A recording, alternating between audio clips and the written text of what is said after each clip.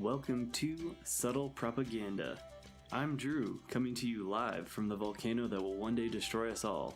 Joining me is Three Circles Mike, who has no idea what a Venn diagram is, Integrity Joe, who's late in light, and Rob. We will be talking about pop culture, world news, politics, military culture, fight videos, and the general state of the union. Are we charlatans? I don't know. You decide. Oh, and remember, like, subscribe, and share this podcast with your friends, and don't forget to tell us how wrong we were in the comments. What's up, fellas? And we're back for another podcast. How's you guys' week? Yo, what's up? Shit, lockdowns are coming back. Yeah, that's it. Oh yeah, We've got 10 p.m. curfew by me already, so it's all over. It's been a good run, but 10 p.m. curfew goes into effect tonight. Yeah, so for like restaurants and stuff. I don't know if there's some kind of data that shows that COVID is more likely to spread like in the bar restaurant scenario or something. I have no idea. I always felt like it's supermarkets, it's places like that, like where you have to go, where you're going to get it. So right. I don't really understand the whole, reasoning behind it. But yeah, Como, fucking dictator Como said, no more. Yeah, I heard that today on a podcast I was listening to. And I'm like, okay, so basically you're just singling out anybody who wants to socialize at all is what you're targeting. That's pretty much what they're doing. It's a way to pretty much minimize socializing. Yeah, I mean, I went out like a week ago and went to K-Town, Koreatown here. And I'm not gonna name any names of any restaurants, dime them out. But then they were at full capacity, and we ate inside, and then we went and sang karaoke. Said fuck it. So whatever, man. Nice. These people, they want you to fucking put your whole life on hold for this shit. The whole 15 days to fucking crush the spread and all that shit. Like, I will take my own necessary risks as I deem fit. I also don't have a job. I don't have to show up to work. I don't have to go to school because it's online. So you know what, bro? Like, at the end of the day, if I get it, I'm going to affect myself and probably nobody else because I don't really go out during the day. I don't go anywhere else. So Como could get fucked. Yeah. You're here. Agreed. Him and his brother lifting those fake ass weights. Yeah, St. Louis County's going on one. Have you seen that shit? No. Well, you haven't seen that where it's like there's like a photo of like Cuomo like curl, like he's like hammer curling like 100-pound dumbbell. No. Yeah, I know what you're talking about. Why he's got COVID in his. No, this is like him like at the office, like just like casually like at a computer, and he's like curling like a 100-pound dumbbell. It's just like there's no fucking way, unless he's like one of the strongest men in the world. Just casually curling a 100-pound dumbbell. That's seems totally logical. Saw that. Right. He's got to get those big nipple rings, dude. You know what I mean? And like his brother. Disgusting, dude. Looks so weird. Yeah. I mean, dude, like right now, we just hit in New York City. We just hit our highest COVID level since April, and fucking homeboy Como is out on a book tour right now, promoting the book about how good he did during the pandemic. We had like one of the highest. A book that he didn't write. No, yeah, of course not.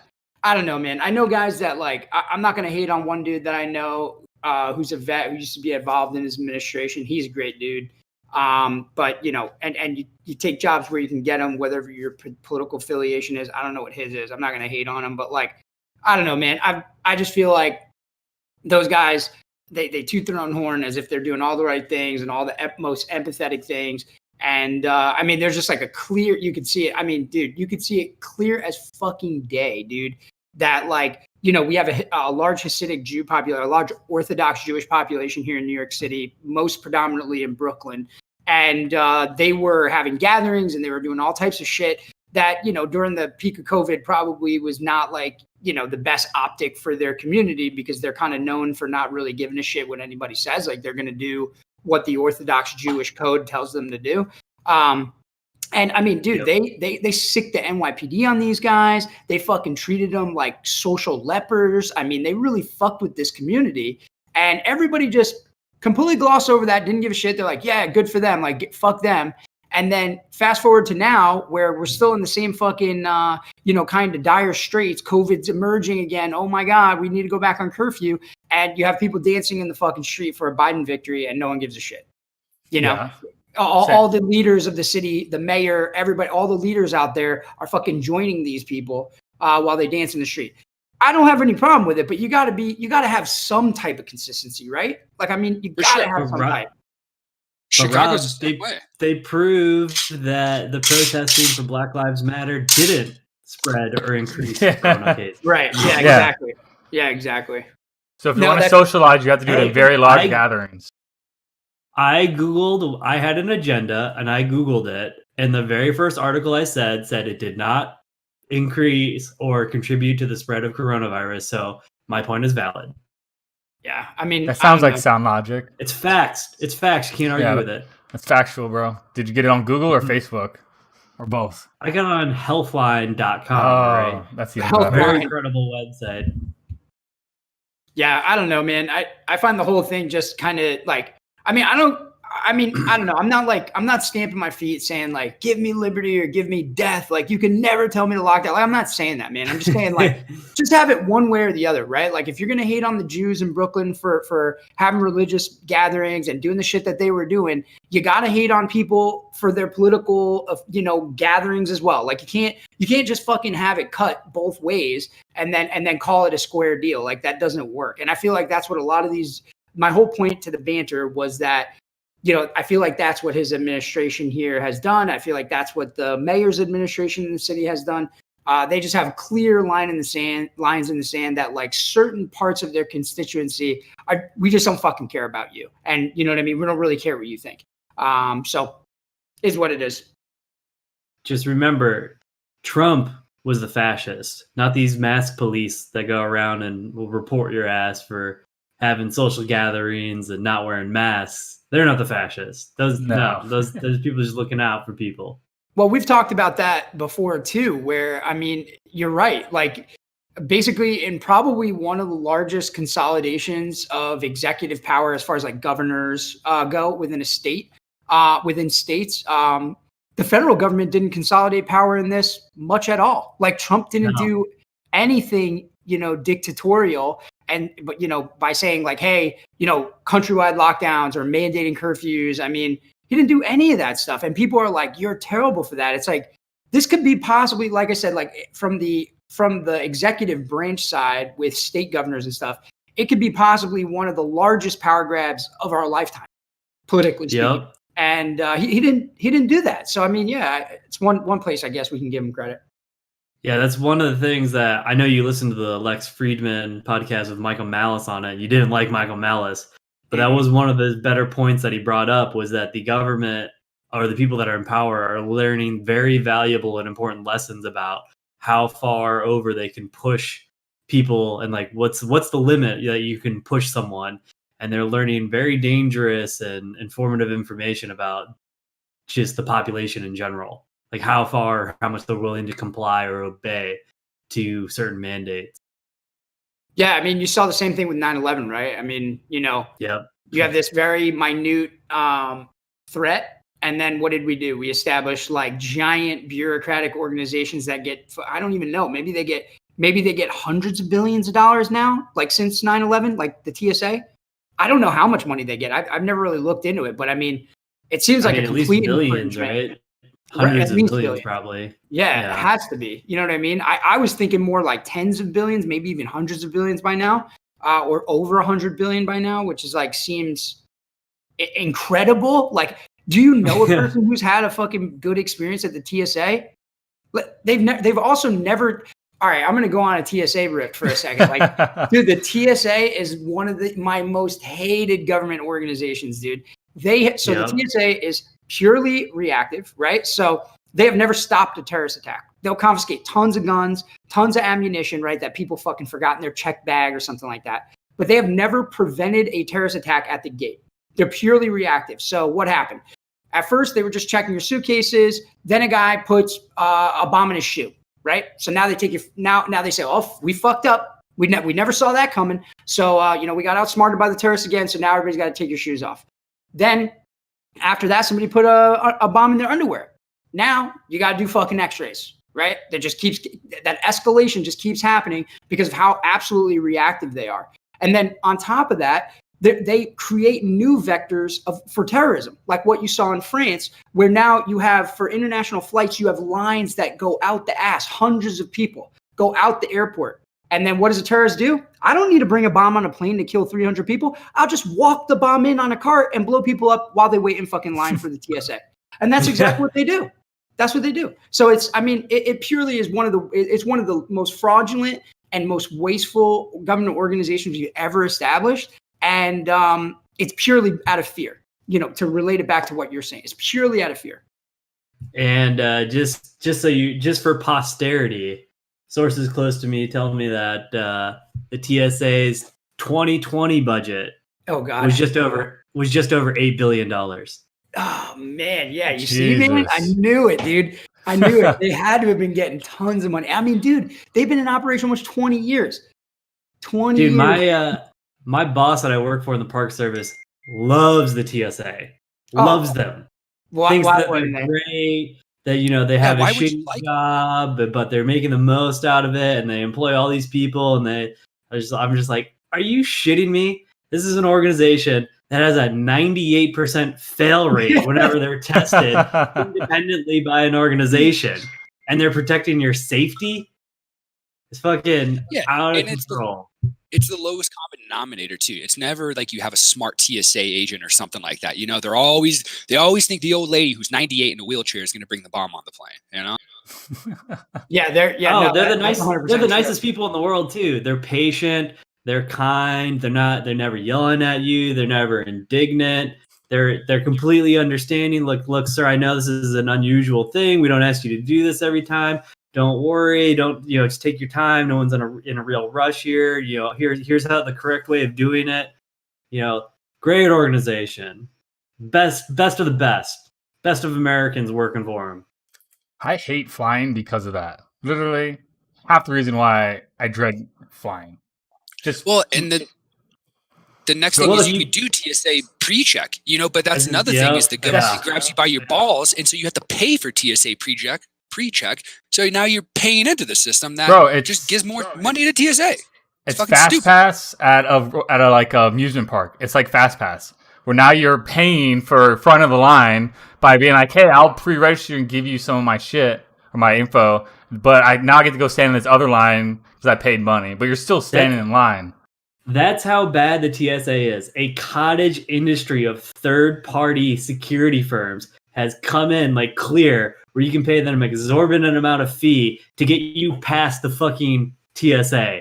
And be like, no. They already paid us hundreds of dollars. We're letting them through without having to go through you because we already checked them. They've created a cottage industry because it's so terrible. Dude, it's an inefficiency tax. That's exactly what it is. It's an inefficiency tax that's being passed on to the consumer, because they figured a way to monetize it because they are so bad at their jobs that the lines swell, that they cause people to miss their flight, that now they're bad for the airlines. So I guarantee, I don't know this for a fact, but I guarantee you, just from an economic perspective, when you logically think about the problem, I guarantee you it was actually airline pressure on the TSA to establish something like pre-check. I don't think it was some wide, Wukin of the TSA organization, like at their boardroom. It was probably the airplanes like, dude, you're fucking killing us. You know what I mean? Like, stop making everybody late for flights. Like, we can't keep giving out $400 vouchers. Like, fuck, get them to the plane. And have you ever been to the airport where like they are just, for example, O'Hare all the time, one of the busiest airports in the world. They're just getting slammed, especially during like holiday season. And they will straight up tell you as soon as you come into line, they're like, do not take your shoes off. Do not take your laptop out of the backpack. This is a maximum. Do not take belts off. We're going straight through. And it's just like, oh, so these thousands of people that you're just pushing through, they're all clear. None of them have bombs or guns or knives or anything on it. We're just pushing them through. And now it's convenient. Now it's convenient for you to do your job even less than what you do. And you don't even do a good job doing that anyways. Go ahead, Joe. I was just gonna say it's only convenient for them. It's when it's hard for them, they'll fucking make it as hard as possible to get through this and that. But when it's airlines are on them or there's pressure, this and that, then they'll just fucking let everybody in. So what's the point of it? TSA has been exhausting, man. Yeah, it's like if I want to do something bad, I'm not gonna go through the pre-check stupid thing on their website. Like, okay, easy. Now I don't have to take off my shoes. I have a lot more hiding places. But even like they're it's just so apparently bad that it's almost like crazy how they even are still a thing, or how it's like they're there for the necessity now. If they're not going anywhere and people have to fly, so you're stuck using them. You're stuck with them. You're not gonna not fly, but so there's like what do you do now? Just fucking hope one day someone like pulls the plug on them and is like, yeah, this isn't good, but won't happen anytime soon, anyways. Well, that's the thing. That's kind of like the secret that once it comes out of Pandora's box doesn't go back in. Is like when you start doing so. That's why the slippery slope argument really is important here, and people overlook it a lot. Like why people are concerned about like COVID lockdowns is not because they just can't wait to go fucking bowling or play golf with their buddies. That's not why they're concerned. If they're logical people that are politically making these arguments, it's because exactly what you say. They established the TSA because they thought we had a huge risk. Let's just even give them the benefit of the doubt. Let's say that they really did believe that there were credible threats all around us and that the TSA could have some marginal impact. And anything is better than nothing, right? Like, let's just give them the benefit of the doubt and go and operate under that presupposition. You still can't ever get rid of it once it starts. Never, ever can get rid of it. So now what are we going to do? We're all these people that you give jobs to that are like contact tracers and shit. You get these fucking legions of contact tracers and all these people doing all these things around COVID. What happens when COVID goes away? What do you do with them? Yeah, lay them all off, and then you're hated for killing off 300 to a million jobs because you shut down this organization. You make them a government organization and they become a new agency and you just fund them until perpetuity. Yeah, exactly. AKA the DEA, that was created. That's what the TSA was. 70s. Exactly. It just keeps sinking more and more money into it. And we actually have a unique perspective having been in the military with this stuff because, that's exactly what it is, right? Like you guys remember the whole end of fiscal year, go spend the money rush, right? I mean, When I was running the aid station, that's what happened to me. They'd say, "Hey, dude, check it out. We got like $70,000 we haven't spent. Like, why don't you throw this somewhere? Send some guys to school. Do that. Buy some new med bags. Do this. Do that." And we'd be blowing money, bro. Just blowing money because we were fighting to keep our budget, and that's what these agencies do. Yeah, that's pretty much the same way. Yeah. Sorry, Mike, go for it. No. It's the same thing as like we had quarterly budgets. Like they gave us our budgets in a quarterly aspect. So like. At the end of every quarter, they'd be email out to everybody like, hey, you have this much in your account. You better spend almost all of it before the end of the deadline. Because even inside of this, even micro, like in the hospitals and stuff, you're still fighting for like funding in between departments. So it's just, at the lowest levels, it's still the same concept of, well, in order to get more money, I can't save it and build it up. I have to spend it all and act like I'm broke. Yeah. Remember when Dom bought like 5 Herman Miller chairs or like $700 a pop each just because we like had like 30 grand we had to spend like in like 10 days or something like that. That's how it always goes. People want to ration money. Class, and then they get to the point where they're like, oh shit, we forgot we actually have to spend this if we want to appear relevant. And that's also, it goes back to the whole bean counter thing where it's like, why if someone practices cost saving and doesn't spend all of their budget, why would you then cut their budget? Like this is how fucking stupid people in the government are. This is why the government is bad, in my opinion, is bad at everything that they do. Is because that's how they think. They say, oh, you have a budget of $100,000, but you only spend 90. So look, I can trim the fat here. And this guy gets promoted. But the guy who actually saved the money and actually saved us, the taxpayer, the money, he loses out. He gets punished. It's a system, dude. Yeah, it's a terrible system of rewards that they've set up. It's a hierarchy that passes on incompetence for sure. Mhm. Yeah, And definitely. dude, the crazier thing too is like I was just talking to the guy that owns the gym that I'm going to while I'm back home, and he was telling me that, dude, people will sign up to get information from the gym because if you're not a member, like you can't email them directly. But if you request to like get more information from the gym, you can have like email correspondence back and forth. He's like, I got an email the other day from a guy that requested information, and he did it just so he could email me and be like, hey, I drove by the gym the other day, and I noticed that a gentleman was on the treadmill without a mask on. And I was like, okay, are you calling to tell on this person, or what are you doing? Like, what do you want me to do about it? He's like, I was just trying to make sure that you guys are following mask protocols and policies. Oh my god, dude. And it's just like, what the fuck have we turned into? Where there are people driving by a place that aren't even a member of an establishment or anything like that, just so you can rat on somebody without like ratting. It's just the weirdest thing. So bizarre. It's that call out just like- fucking culture shit, dude. You know? Yeah, I was just talking to the guy, Justin. He was just like, fucking cool beans, man. Like, great. Thanks. You know, we'll work on it. Keep an eye out. Dude, it's like you have nothing better to do with your time than to go figure out how to get in contact with this manager in order to tell on somebody that doesn't matter, but I guess makes your conscience better because you wasted a couple hours of your life trying to get a hold of this guy or however long it took him to reply. But it's like, you have nothing else going on in your life this is what you're doing on your fucking whatever day of the week it is. Like, dude, I wouldn't be surprised if that guy probably reported him to like the health department. Call the cops. Yeah. Right. Well, that's the thing. Well, it's like a anything new short of Red that. Scare. It's like a new Red Scare, Right. dude. They're just everybody snitch on everybody, build the lists, you know. Well, that's what everybody's encouraged to, right?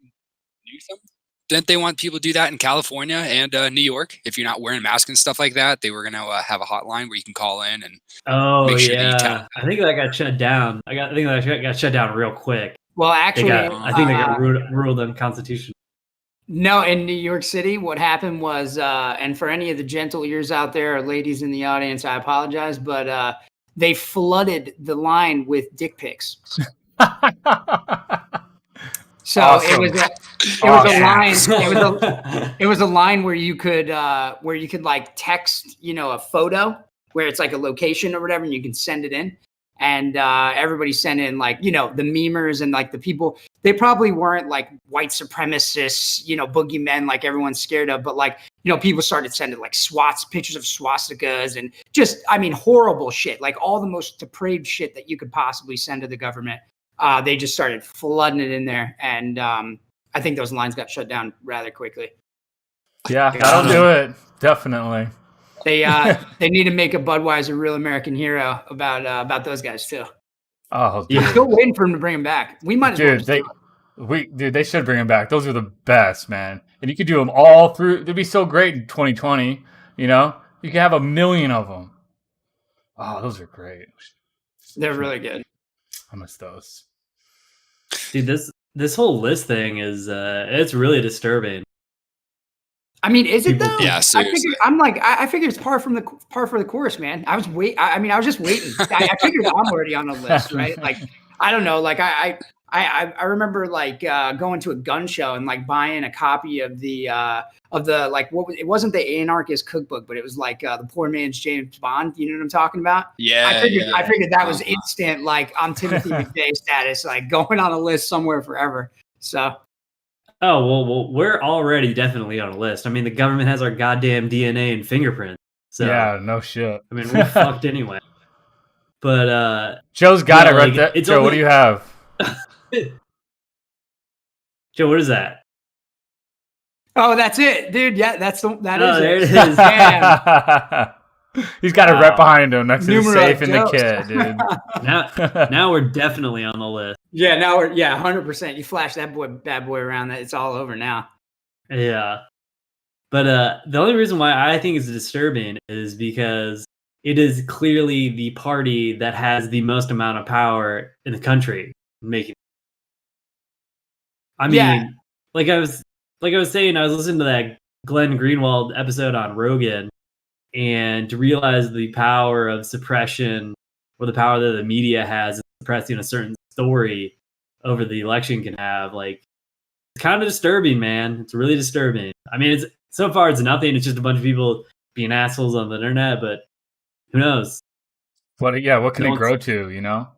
Well, Right. and that's you have political figures endorsing this kind of stuff. I mean, I'm not putting a lot of weight on people like Alexandria Ocasio-Cortez. I mean, she's a dingbat, but like, you know, generally speaking, you don't want your politicians advocating for retributive lists of people who, you know, took part in something, you know, to start getting published so that their constituency could go after them. I mean, I don't know, it's dangerous stuff, but I agree, like, completely. I think it is like super dangerous. I'm just not sure how much legs it has, like I said, because the people who I see talking about it are the most whacked out, you know, stupid politicians you could think of, you know, such as AOC. I don't really see anybody that can do quite a lot of it.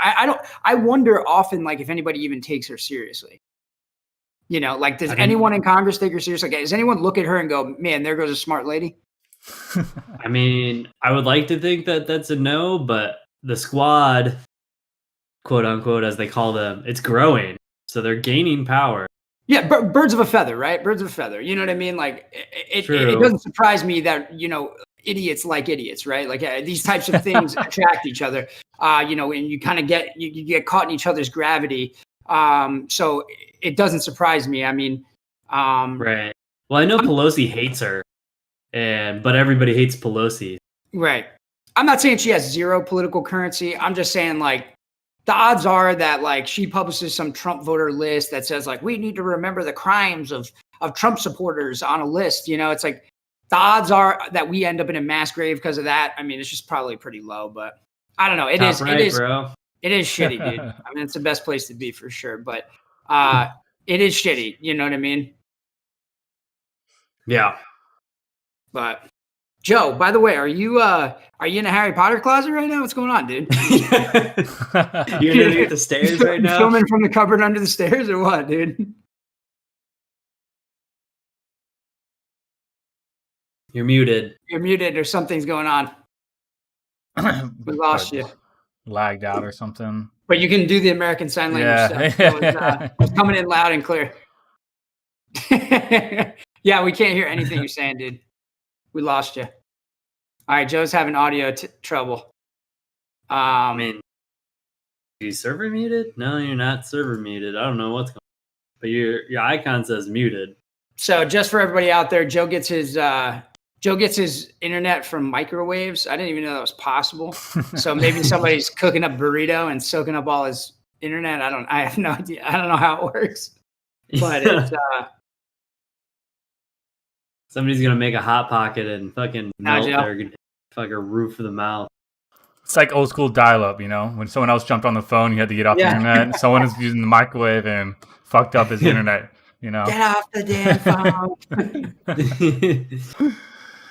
I don't know.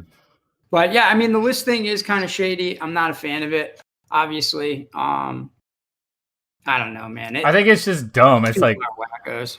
It's just a stupid thing the kind of people will probably like to talk about as a thing, right? But like the amount of effort and work that something like that would have to be put in by actually competent people, not just people that are just throwing out like accusations or saying something. It's like, it's whatever, dude. You know, it's stupid, and I could see it being out there. I could see somebody having a grudge and making something like that, and it getting like picking up traction because some people probably like the idea, and other people think it's funny. But yeah, I mean, it just echoes of the Great Terror in the Soviet Union. And that was the period of time. I think it was like 3 years, 2-3 years, where Stalin killed about 300,000 people, including the entire officer staff of the Red Army. He killed every officer. Damn. Isn't that crazy? Dude. Maybe that's what we need is for it to be dangerous to be in the military again, and maybe we won't have so many careers like, you know, assholes that rise up the ranks and just and drive it into the ground. Never do shit. Yeah. Fucking just check boxes and get promoted up to the very top, and then that's about it. Hey, I got some officers and some generals that need some attention. Oh yeah. Like who? Oh, like in your head? Like you have a few, like Yeah. you have your own list? I got my own list. You're the I list got my own maker head now. cannon. That's You right. have your own Fast purge the tables list. have turned.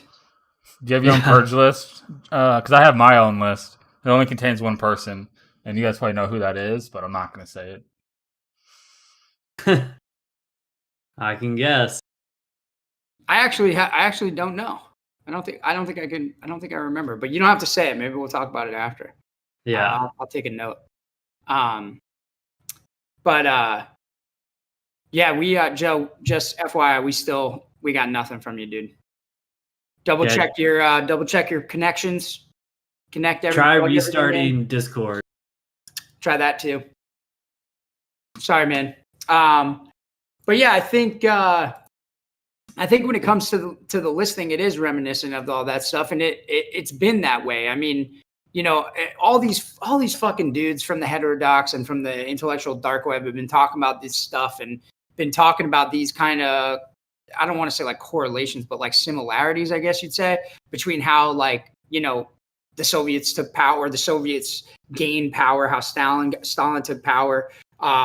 You know, I mean, they've been talking about this stuff forever, the control of language and like also just kind of the manipulation of language to where, like, you know, like with the whole gender thing, how you can have like, it's not like, hey, like, you know, we have people who would like to be referred to as specific gender. No, it's like you have fairykin and you have like imaginary shit, right? Like crazy stuff that just takes language and makes it meaningless, right? Like just makes it totally meaningless. You know, they talk about all this stuff and how that, like, that deconstruction of language can then be a deconstruction of law, because, you know, our legal code is all just fucking words, right? So it's all that kind of stuff, man. And I agree with you. I think it is scary. I think it is weird that people support it. I don't really see why people get excited about these things. But I mean, I do have. Sorry, go ahead. I was gonna say, by the way, let's go ahead and get all of our pronouns out of the way first. Mine is Fing Fang Foom. You know, I mean, I was actually I was catching up with a dude who I haven't talked. We all know him. I'll say his name when we're offline, but I was catching up with him and I was telling him about that, like just how much of a drag it is, like, you know, going to school and having to, like, you know, play these fucking games, man, where it's like you don't have to say that stuff, right? Like, so like say you're in a class and the professor opens up by saying like, oh yeah, hey everybody, like my name is Professor so-and-so and my pronouns are such and such. Feel free to say yours. And then you go around the room of 10 people and every single person in front of you says it. You know, there's like kind of this social pressure that if I don't say it, everybody here knows what I'm about. You know what I'm saying? Like right away. Yeah. You know, Put a like, target right on your chest. So, you know, and that's exactly how it goes for me every time. Like I try to be honest about it. And I just go like, oh yeah, you know, like my name's Rob and, you know, I'm a sophomore, I'm a junior or whatever it is. And nice to meet everybody. You know, I just kind of act like I forgot. And I know that there's someone in the crowd who's like steaming mad. That's probably gonna make a social media post about it. You know, I mean, these are just kids, right? But it's like when you see adults do it, when you see people in government do it, it is just really, really strange. That's right. Kamala Harris has already got her pronouns on her Twitter. Yeah.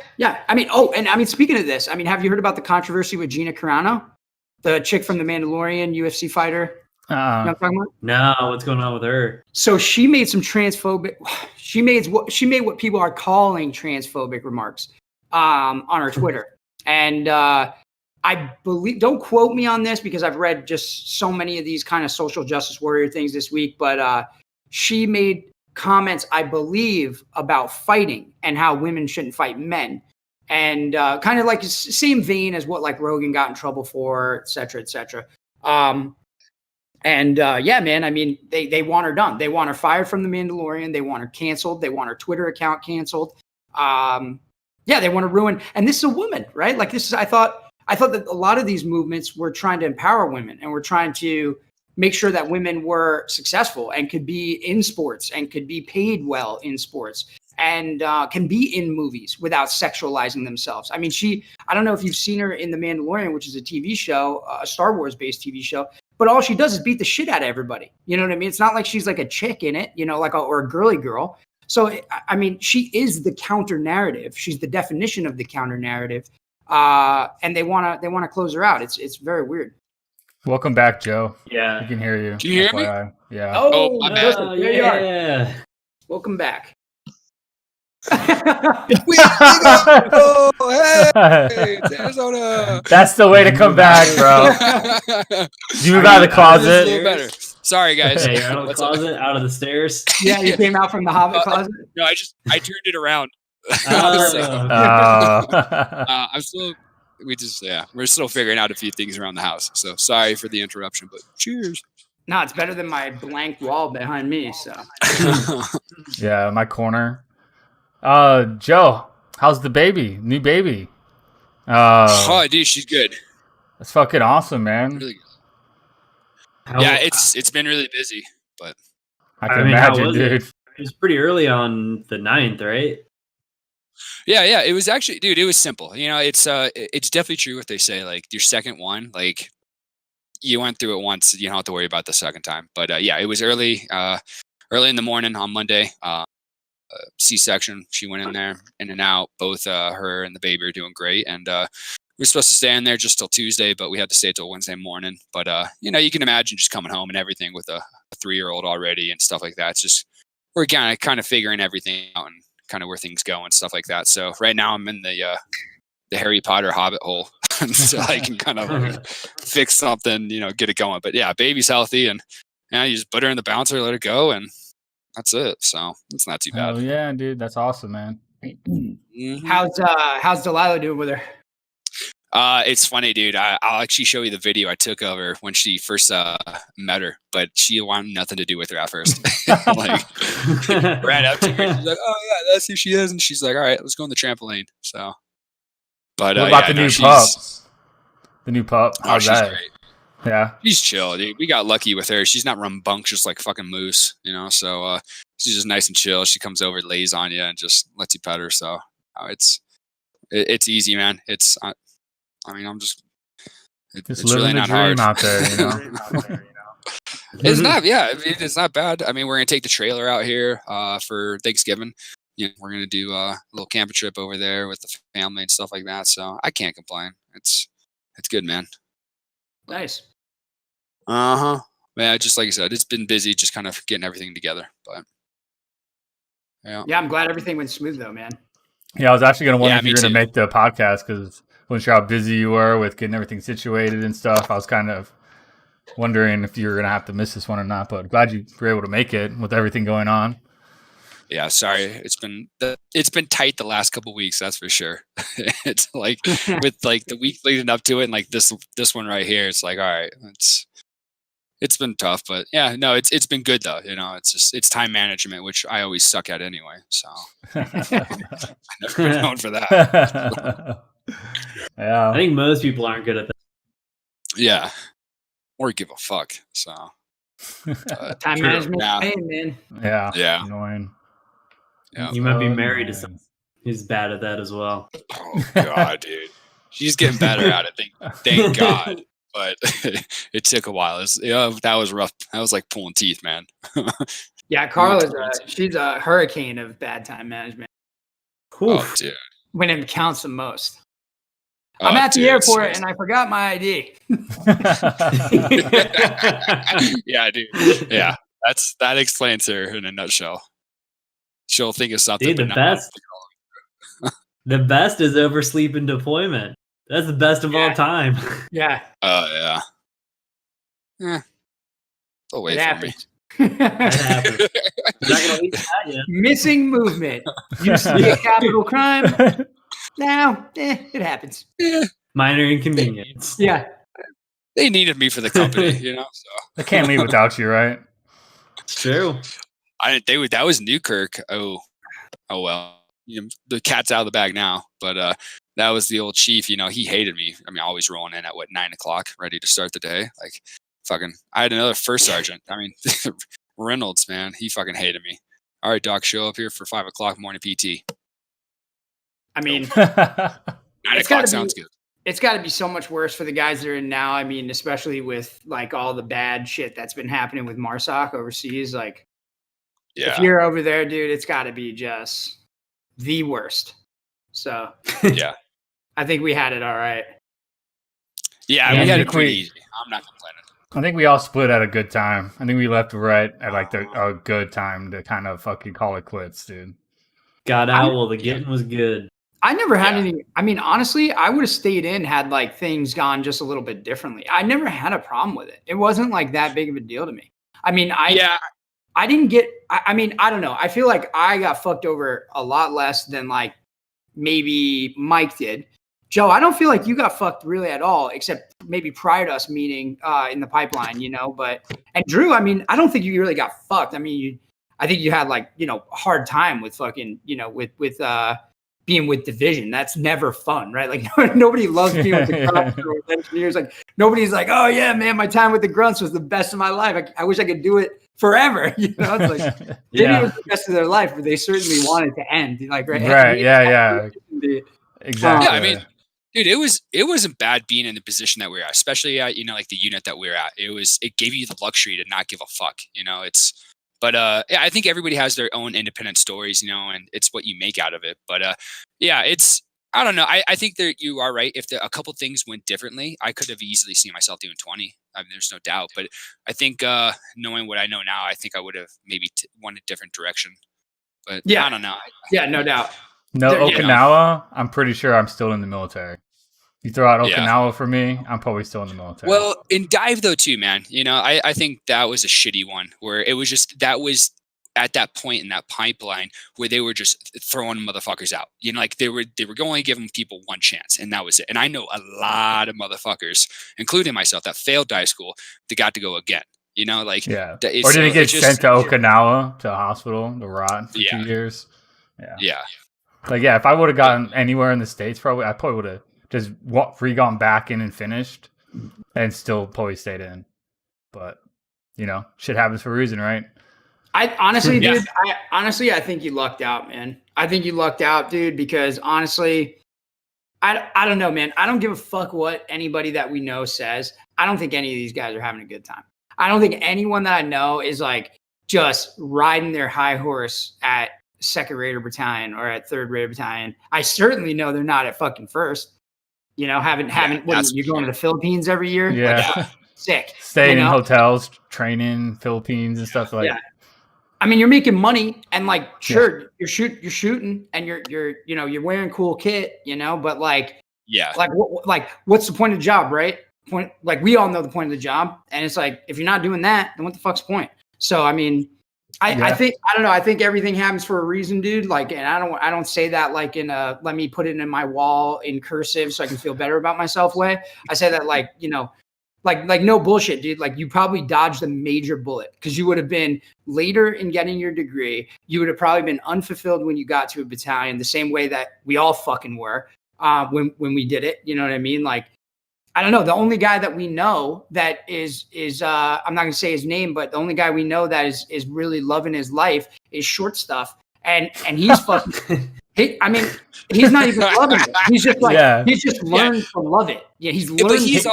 He enjoys the work more than the actual job itself is what he enjoys more than all the other bullshit that comes with it. Like, you know, that's what it entices him, and he sticks in it for that, I think, you know. But he's the only one that's like actually out there probably doing some cool shit. I mean, and it's a good job, dude. It's not bad. You know, you get your benefits, you get your medical. And like you said, if you go the officer route, if you go that warrant officer route, you know, it's not a bad life. You have a great retirement, you know, like you could really ride that one out for a long time, you know, and the duty stations, depending where you go, it's not too bad. But yeah, looking at it all though, I think the only way, like the good way to stay in is to become an officer so you can get that retirement. But yeah, dude, I think 10 years was good. Like less than 10 years, it was like shit, get off the pot. It was right about there. Everybody's like, oh, like you should have stayed in. You only had 10 more to go. Like, no. I hate that argument. It's why would you, why would you spend another equal half of the time, another 10 years just to stick it out? It's like, Why not cut that? People say that to me too at 8 years. They're like, oh, bro, you're almost at halfway there. You can stay in and get your time. I'm like, but I could have my degree by the time I would pick up my next rank and be making more money and have that knocked out than sitting here doing whatever it is I'm doing now. And you have life experience too. You know, I think that's that's a big tribute too. I mean, you have that leadership, you have that, like teamwork mentality and stuff like that, that maybe a lot of other graduates can't bring to the table. So it's like, it's kind of the way off, they're definitely getting started a little bit earlier in the college degree, but it was fun. It was a good time. I don't regret it. Yeah, I don't regret it at all for sure. But yeah, I think it was definitely, I looked at it like a abusive relationship of just like, you just got to know when it's your time to go, man, and just fucking pop smoke.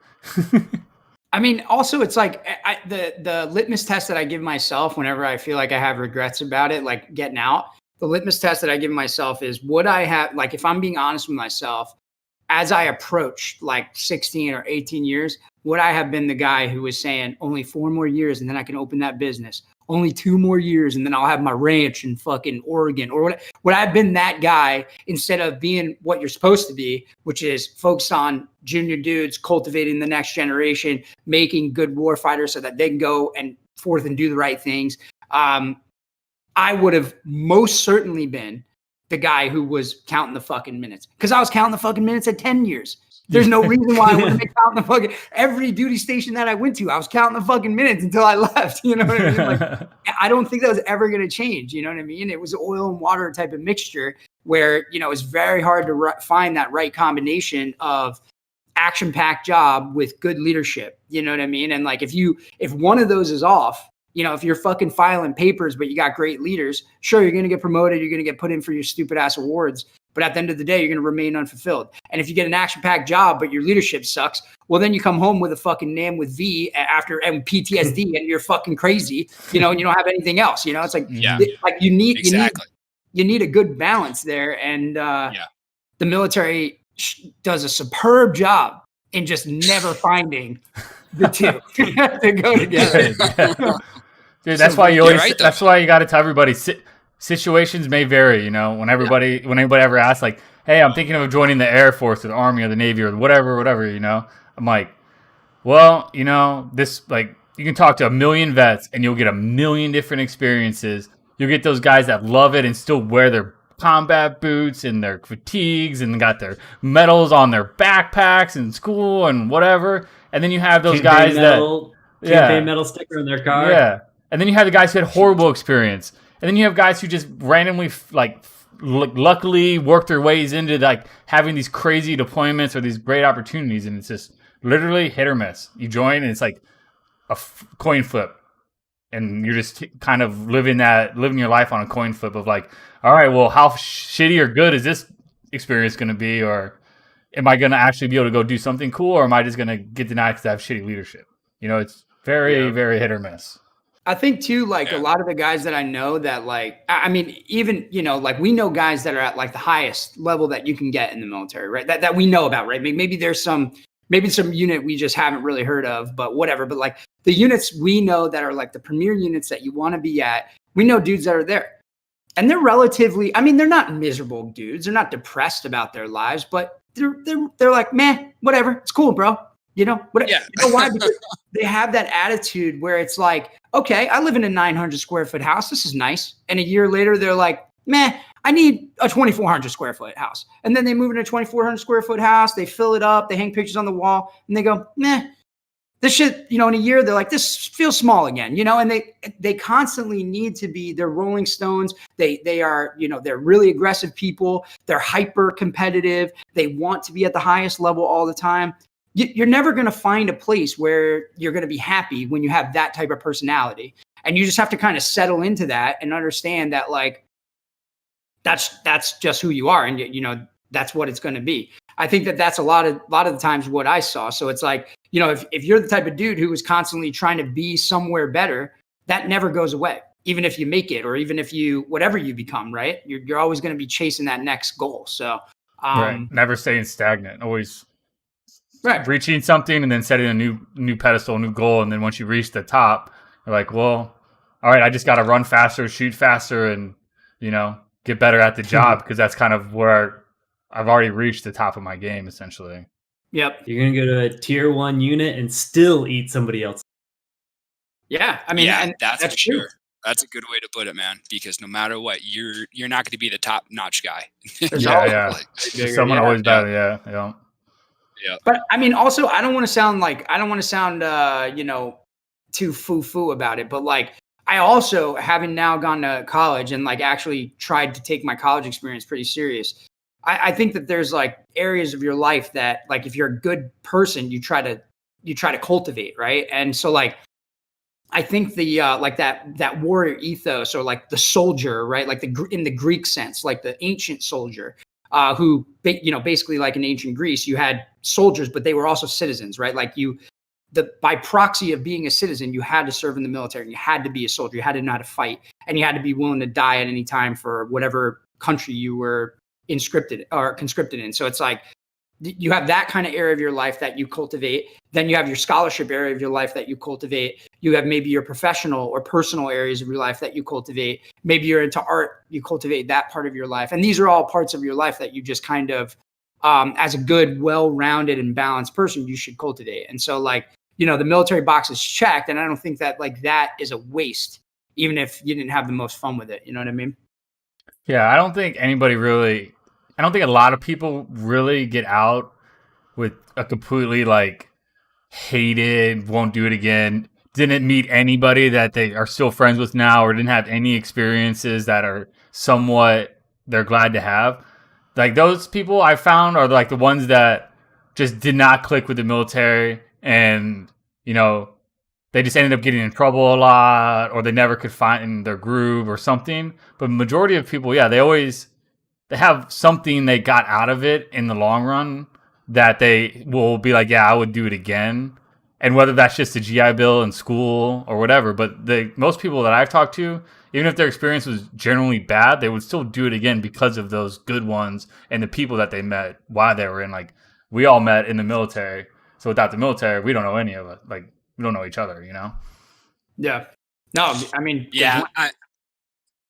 I've always said too, like specifically with me, man, if I went to college when I was 18, I would have fucking failed, man. Like I was barely giving a shit in high school and stuff like that. Like I barely made it through high school. Like that was the best thing for me, was going to the military to give me some discipline. Otherwise, I think I just would have run rampant, probably done nothing, just been hyper running around. But like it did give me that teamwork, mentality. And I think that's one of the biggest things that I picked up from it, is that like you have to look at like all your avenues, look at everybody around you, and you pull together. And it's cool to see that, and you don't get that in a lot of organizations. So it's I'm definitely glad, like you said, like there's always a positive way to look at it, and there's a lot of positives, there's always a lot of negatives to the military, but overall, like, yeah, never would have traded it. It was good. That's right, kids. All that teamwork that you learn in sports growing up as a kid, fuck that. Join the military. You don't learn that in those things. That's a Navy commercial. Only learns in the military. Yeah. Have you seen that Navy commercial about that? Literally the same thing, where there's literally a Navy commercial where they talk about like teamwork, and they're like transition from you like playing sports and working in classrooms or in like a lab or something to like being on like an aircraft carrier or flying in a jet or being on an SF team, and like talking about how the teamwork just gets bigger and more important, as you join the military and you go and do all these crazy things. Yeah, there was like, that's what was I think it was their recruiting campaign last year or something like that. I saw a shit ton of commercials about it. So this isn't your like high school volleyball or baseball team, or some shit like that. Hey man, accelerate your life. That was me. That's when I got in. Playing on in the background. That was when I got into. I don't know. I mean, I still think, I don't know, like as I reflected on it, I still think there's things there's higher values in it than like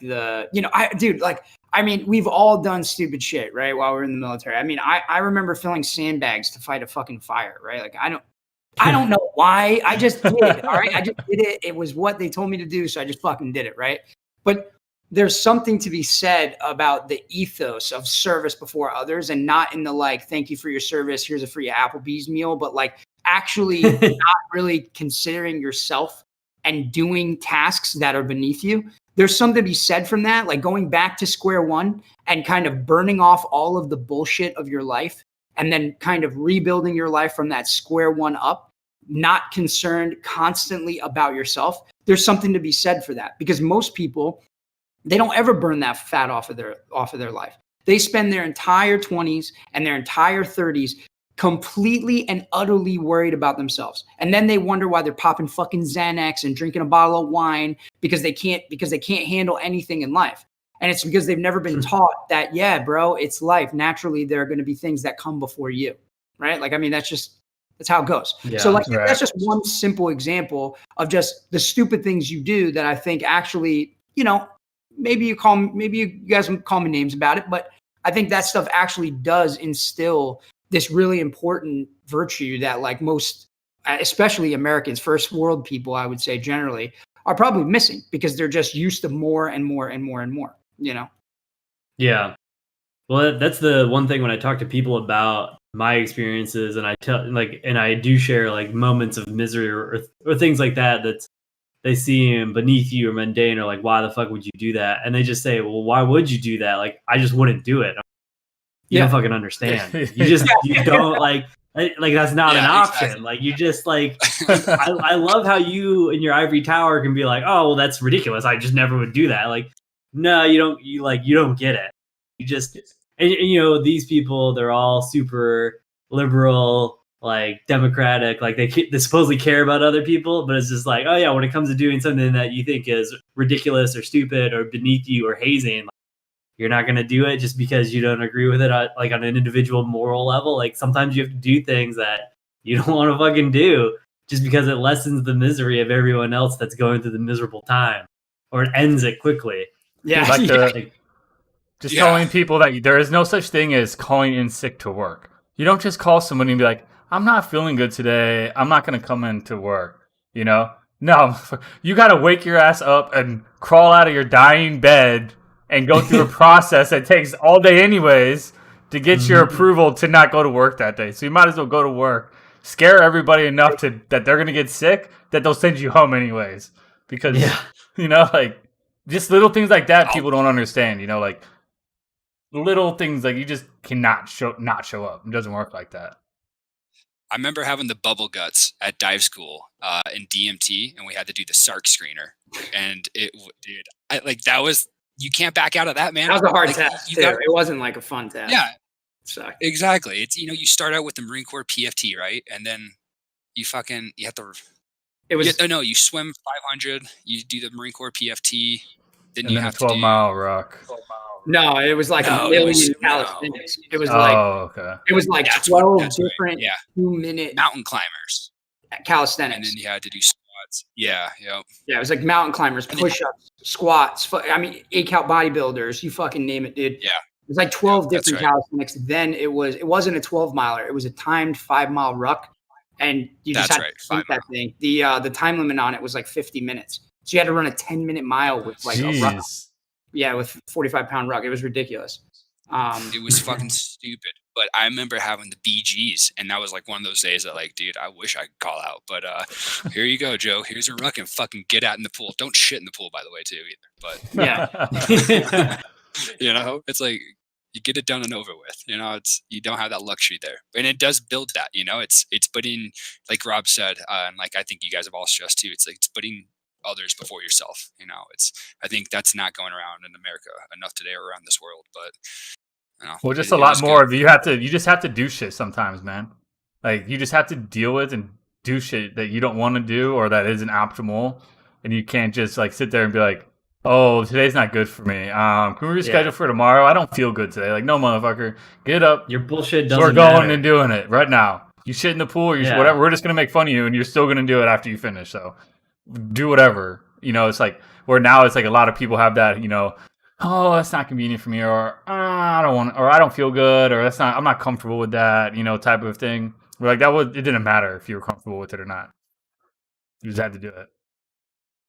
Yeah, dude, man. Sink or swim, right? That was it. Sink or swim. You were either gonna fucking go for it and go through with it, or be labeled a pussy. So speaking of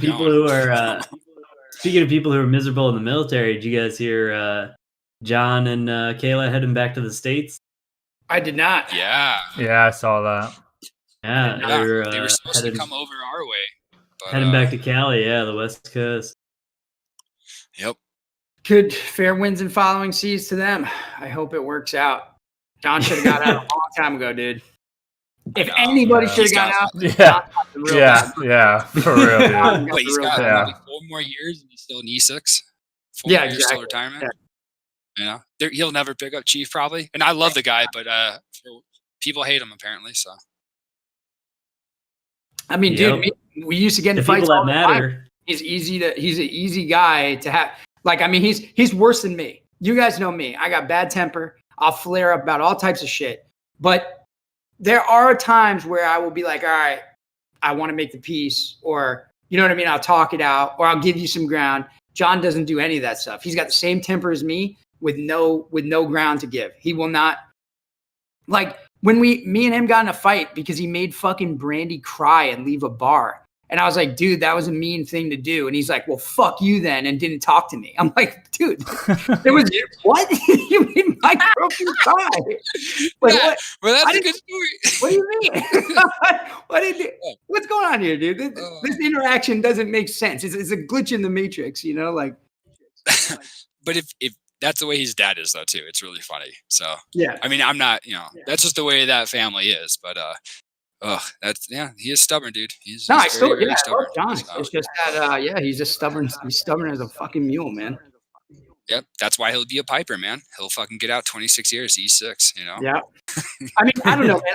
I think it's different in the special operations community too, man. I mean, I don't know. I just I don't know. I meet so many people that have such a varied experience with all types of weird shit, but I don't know. I think it's totally different in the soft community, and for how he got treated in the soft community, he got treated like he's been a grunt for like 20 years. You know what I mean? Like, just not shouldn't let yourself get abused that bad. You know what I mean? Yeah. He's that type of guy. He'll fucking just suck it up, put his head down, and he'll do it. Okay. So, No, for sure. I mean, but absolutely. good for him, though. I am glad they're coming back to Cali. So especially after that last stint, they didn't seem like they liked it. So it'd be nice. Well, yeah. I mean, I don't know why. I mean, all right. I don't know why Mike hated it so bad. I mean, I've tried to put myself in Mike's shoes on the Oki front. I mean, I don't think I would have hated Oki to that degree, but like, I also don't really know why you would choose Oki. Like, there's lots of other places. There's lots of other places that I would choose. Oki, dude. Yeah. Like, I wouldn't actively do that. Like, oh, let's go to a place that I could run from one side of the other to it in 3 hours, and then let's also, they don't speak the language. Sounds great. Let's go. You know, like, no, dude, that sounds like a fucking terrible idea. Why would you do that? Yeah, I mean, especially when there's so many other choices. You had second where they did very, very well at. It's they had the house and everything like that over there. But Bragg's just right down the road. You could have gone there. You could have gone to Wash. There's just a bunch of places. But yeah, I think it's Oki for the certain. Yeah, got out. Oki for the certain person would be good. That's true. Yeah, he's chasing that pilot life, man. So we'll see what happens. I mean, dude, I don't know if you remember him, Joe, but my buddy Chris, he just got accepted to flight school as an officer.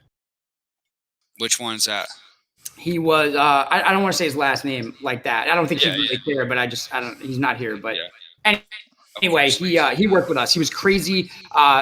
He's like dark skinned kid, real skinny, crazy kid. Used to do wild ass shit. Couldn't control him. He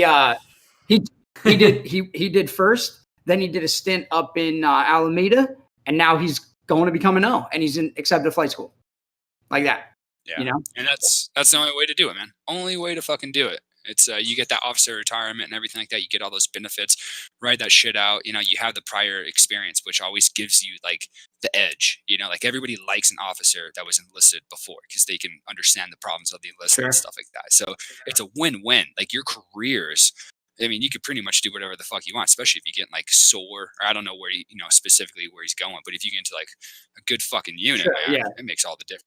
Well, that's kind of what he said. He's like, if I can get into a sweet unit doing some cool stuff, cool. If not, I'll just jump ship, go work at Delta, making fucking a grip of cash, flying for Delta or something. Like he's already like he's like he said he wanted to do like I think it's like some of the spy stuff. Intelligence planes, but he's like, if that doesn't work out or it's not good, I'm just gonna go work for Delta or some commercial airline making a shit ton of money. You know? Yeah, he's trying to. I think he's trying to fly the P3.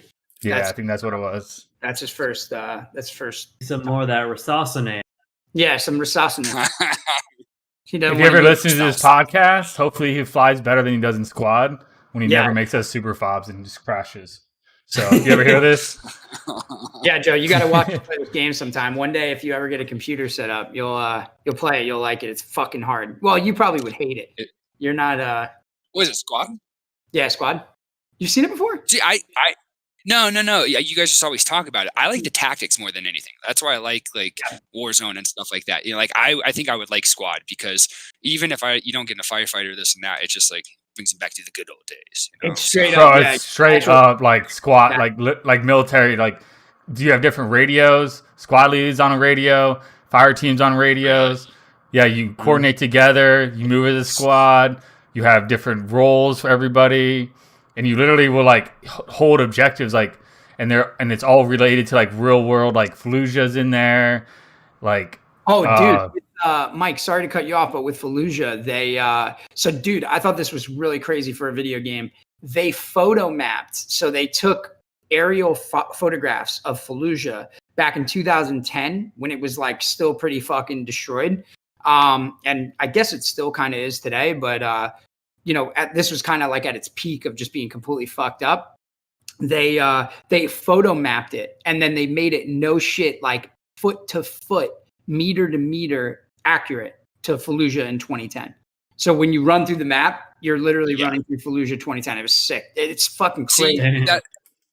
That would be cool, dude. That's why. All right, I'll save my pennies. That's the next big investment because I asked you, Mike, about it. But dude, that seems like the perfect game for me. Like that. Well, it's also you also get stuck with whatever class of weaponry your team is on. So if you're the American side, you get all the cool fucking ACOGs and saws and 240s and everything. But if you get on like the Middle Eastern Alliance side, you're stuck with AKs with no optics. You got nothing, dude. Like at all. You're fucking out here iron sight and everything. Yeah.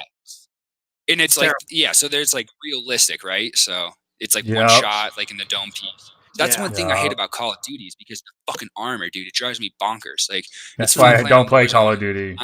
Yeah, it's hard, man. Yeah, dude, but like, yeah, I like. All right, that's the next big purchase then, like I said. So yeah, I'm waiting to move, and I think I'm gonna build a computer myself. But and then you say that now, Joe. Say that now. I think Joe. I think you could get a real. Mike knows better than I do, but you could do a really good, like you could do a decent computer build for $1,000.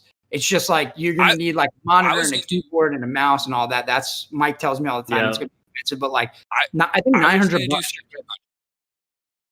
My limit was gonna be $1,500. I was going to piece it together, kind of do a little bit, do the monitor, do the keyboard, this and that, get the computer, all separately. But I was going to, but it sounds like I can get by with $1,500 as a good price to. I mean, I'm not. Yeah, I'm just 1,000 for the computer, 200 for the monitor, $50-$70 for the keyboard and mouse. Yeah, plus taxes and warranties. You're gonna want to get warranties on especially on the computer side of the hardware. Like you're gonna want to get like warranties on a lot of that shit too, which is gonna cost a little bit more money. But yeah, like if you get $1,000 PC, like I was at Micro Center yesterday looking at some shit. You would be at Micro Center every day, Mike. It's on my way home from school, man. It's on my way home from school, dude. No, I was looking at Mike's because I'm want to upgrade from the stupid snowball.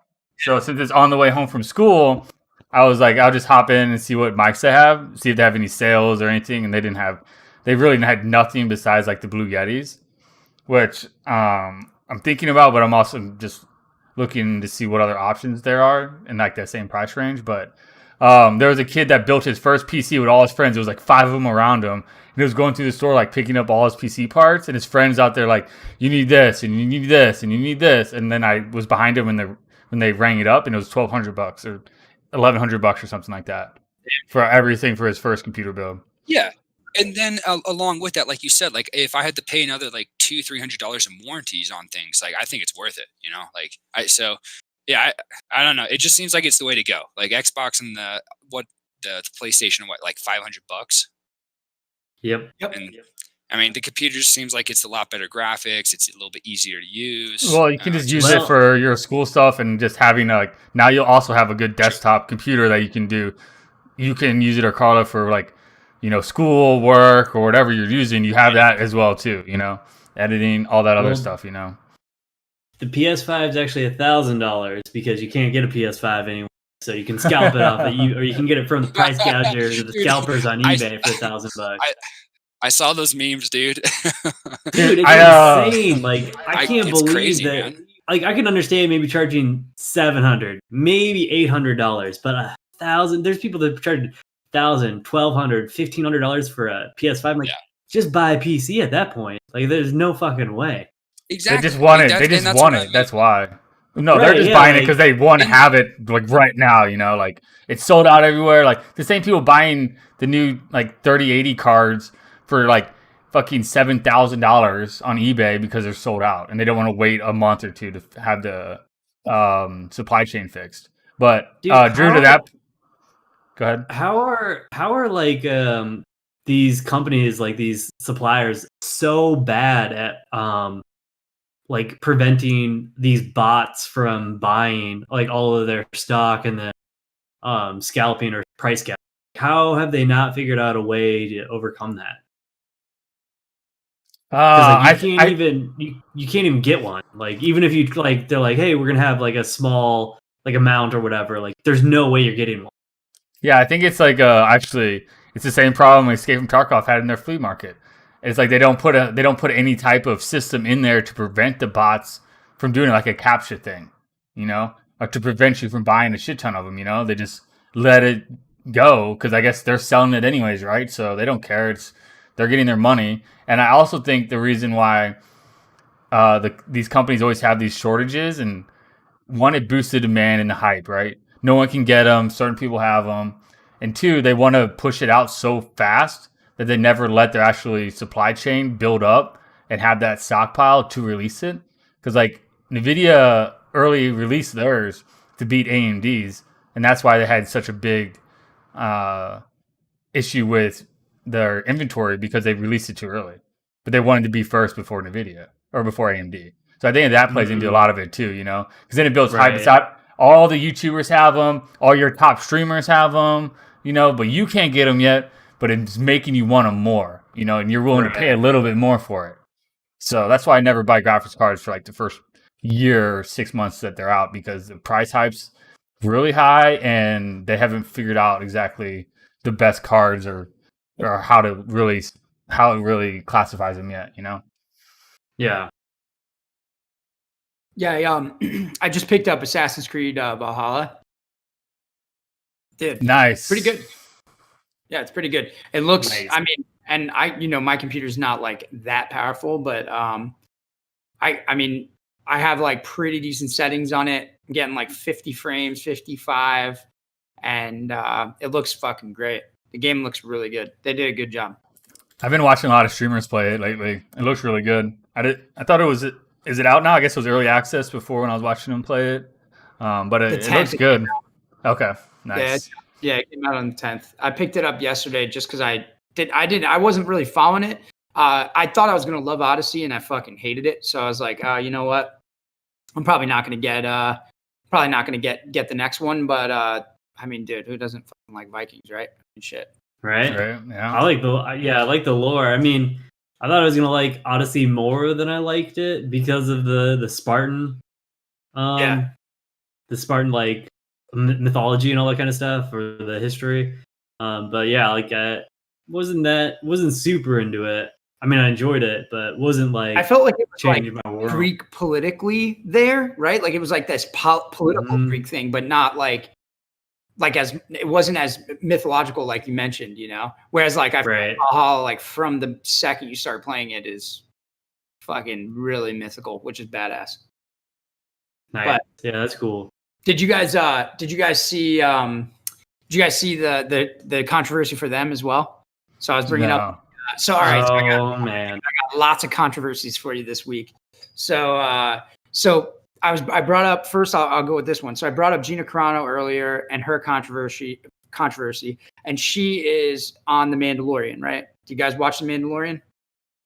Seen it, yeah. Oh yeah, The for first season. Joe, you get 2 thumbs down because that's as many thumbs as I have. But everybody tells me to watch it too. They're like, "Oh, you'll love it." So, all right. I mean, if you're not a Star Wars guy, I get it. But it's great. Even if you're not a diehard Star Wars fan, you still can appreciate the way it's made and for sure. It's a space western.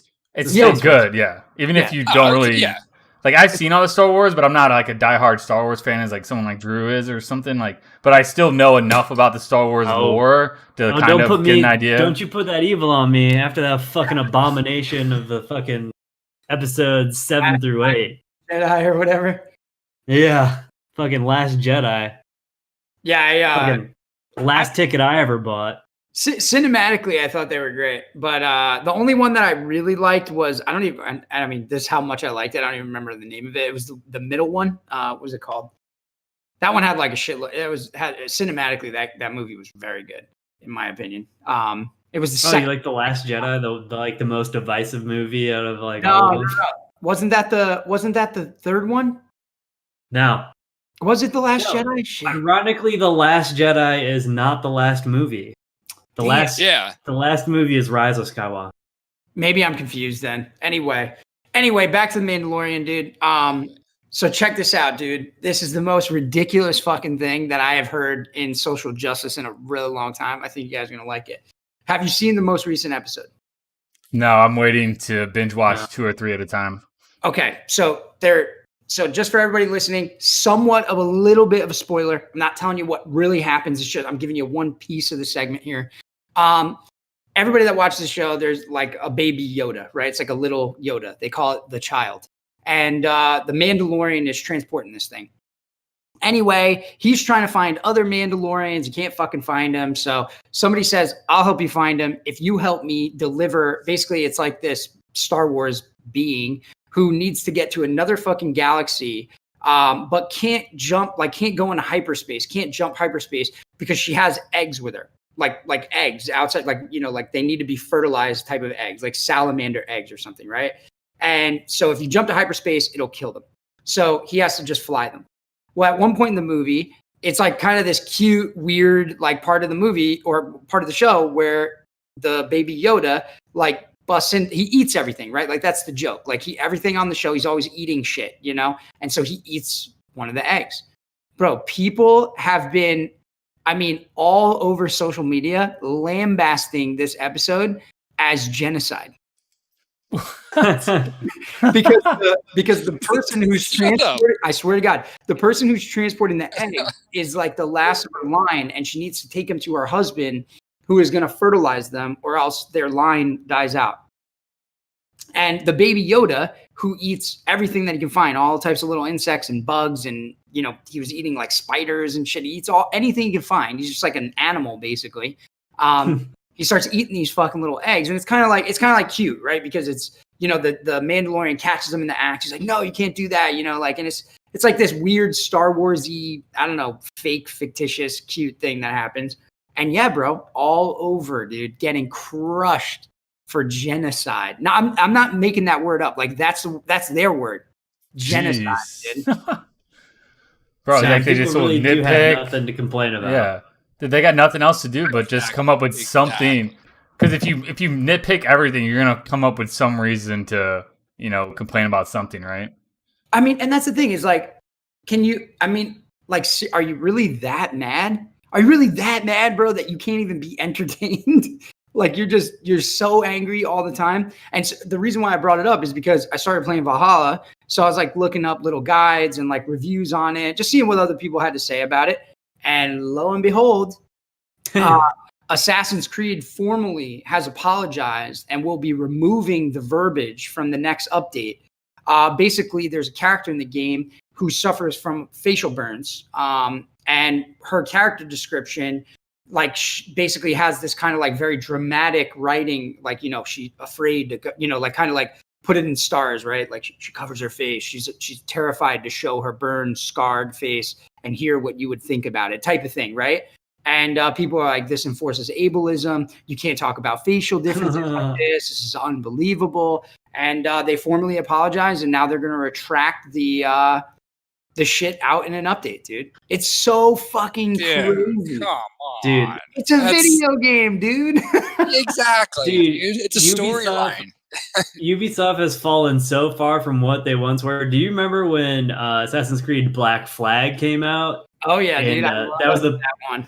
That was the pirate one, and Yeah, you that could was go good. whaling in Black Flag. And this is like, I remember this is like one of the very first things that I remember seeing about a video game where PETA lost their fucking minds about you being able to whale in Assassin's Creed, and we're like calling for them to like take it out of the game and things like that. And Ubisoft's basically their statement was like, much like we don't condone a life of piracy, we also do not condone a life of whaling in a fictitious world where you play as a pirate. And like that was like the perfect day. Like, yeah, you can be a pirate in this game. We also don't recommend that you be a pirate. It's so true, man. Like, come on, dude. Exactly. That's so fucking true. Don't get on a wooden ship and sail into the Caribbean. You're likely to meet your ends, you know, like. Dude, did you see today that there was an active shooter at the Ubisoft compound, major headquarters in Switzerland, I think? I did not see that. I saw it on Reddit 2 hours ago, maybe. I thought they're a Canadian company. No, they're over in Switzerland or Sweden. Sweden. It's Sweden. It might be one of their offices because I know like maybe all over the place. Yeah, well, I know their main shit's in Montreal. Okay, so maybe it was one of their. Well, I know they have different like studios that are Ubisoft run. Like for instance, you guys know how much I follow the Division 1. And their Ubisoft studio for Division 1 was in Sweden. Because that's where they did every podcast from. That's where they had like people come out and fly to see the studio. But yeah, they probably. It didn't say which one it was, but it said one of them. It said the article was like Ubisoft has an active shooter, and then it does that like description of like, oh, we don't know anything, but here's the background. And I wonder if it's related to like people being outraged about the whole Valhalla thing or something. No, yeah, I have no idea. I didn't hear about that at all. But yeah, if someone, I would probably venture to say it's not. But hey, probably not. Yeah, but Ubisoft's had a bad couple of years. That basically their entire like executive has been canceled. So right. They've fallen from grace, or the Eye of Sauron has now locked onto them. Yeah. I couldn't definitely fallen for sure over the last couple years. Well, they keep making games that nobody really wants, man. And it's like they could do so much better. And they I don't know why they do what they do. I don't know. I don't want coming out with another Rainbow Six now.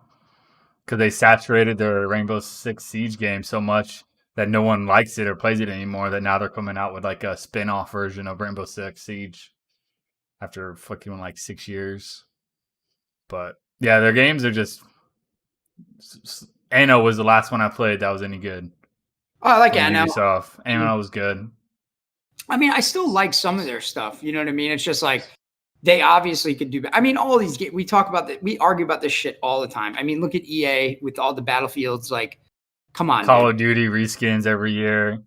You know? Yeah, like somebody took Project Reality, which was basically made from like an old Battlefield, and they made Squad, which is like a best-selling game. It's amazing, and look at how limited its functionality is. It has like 5 different maps, 3 different game modes, and you barely even have any customization in the game. And it is fucking addicting, and it's fun, and it's hard, and it'll fucking drive you crazy.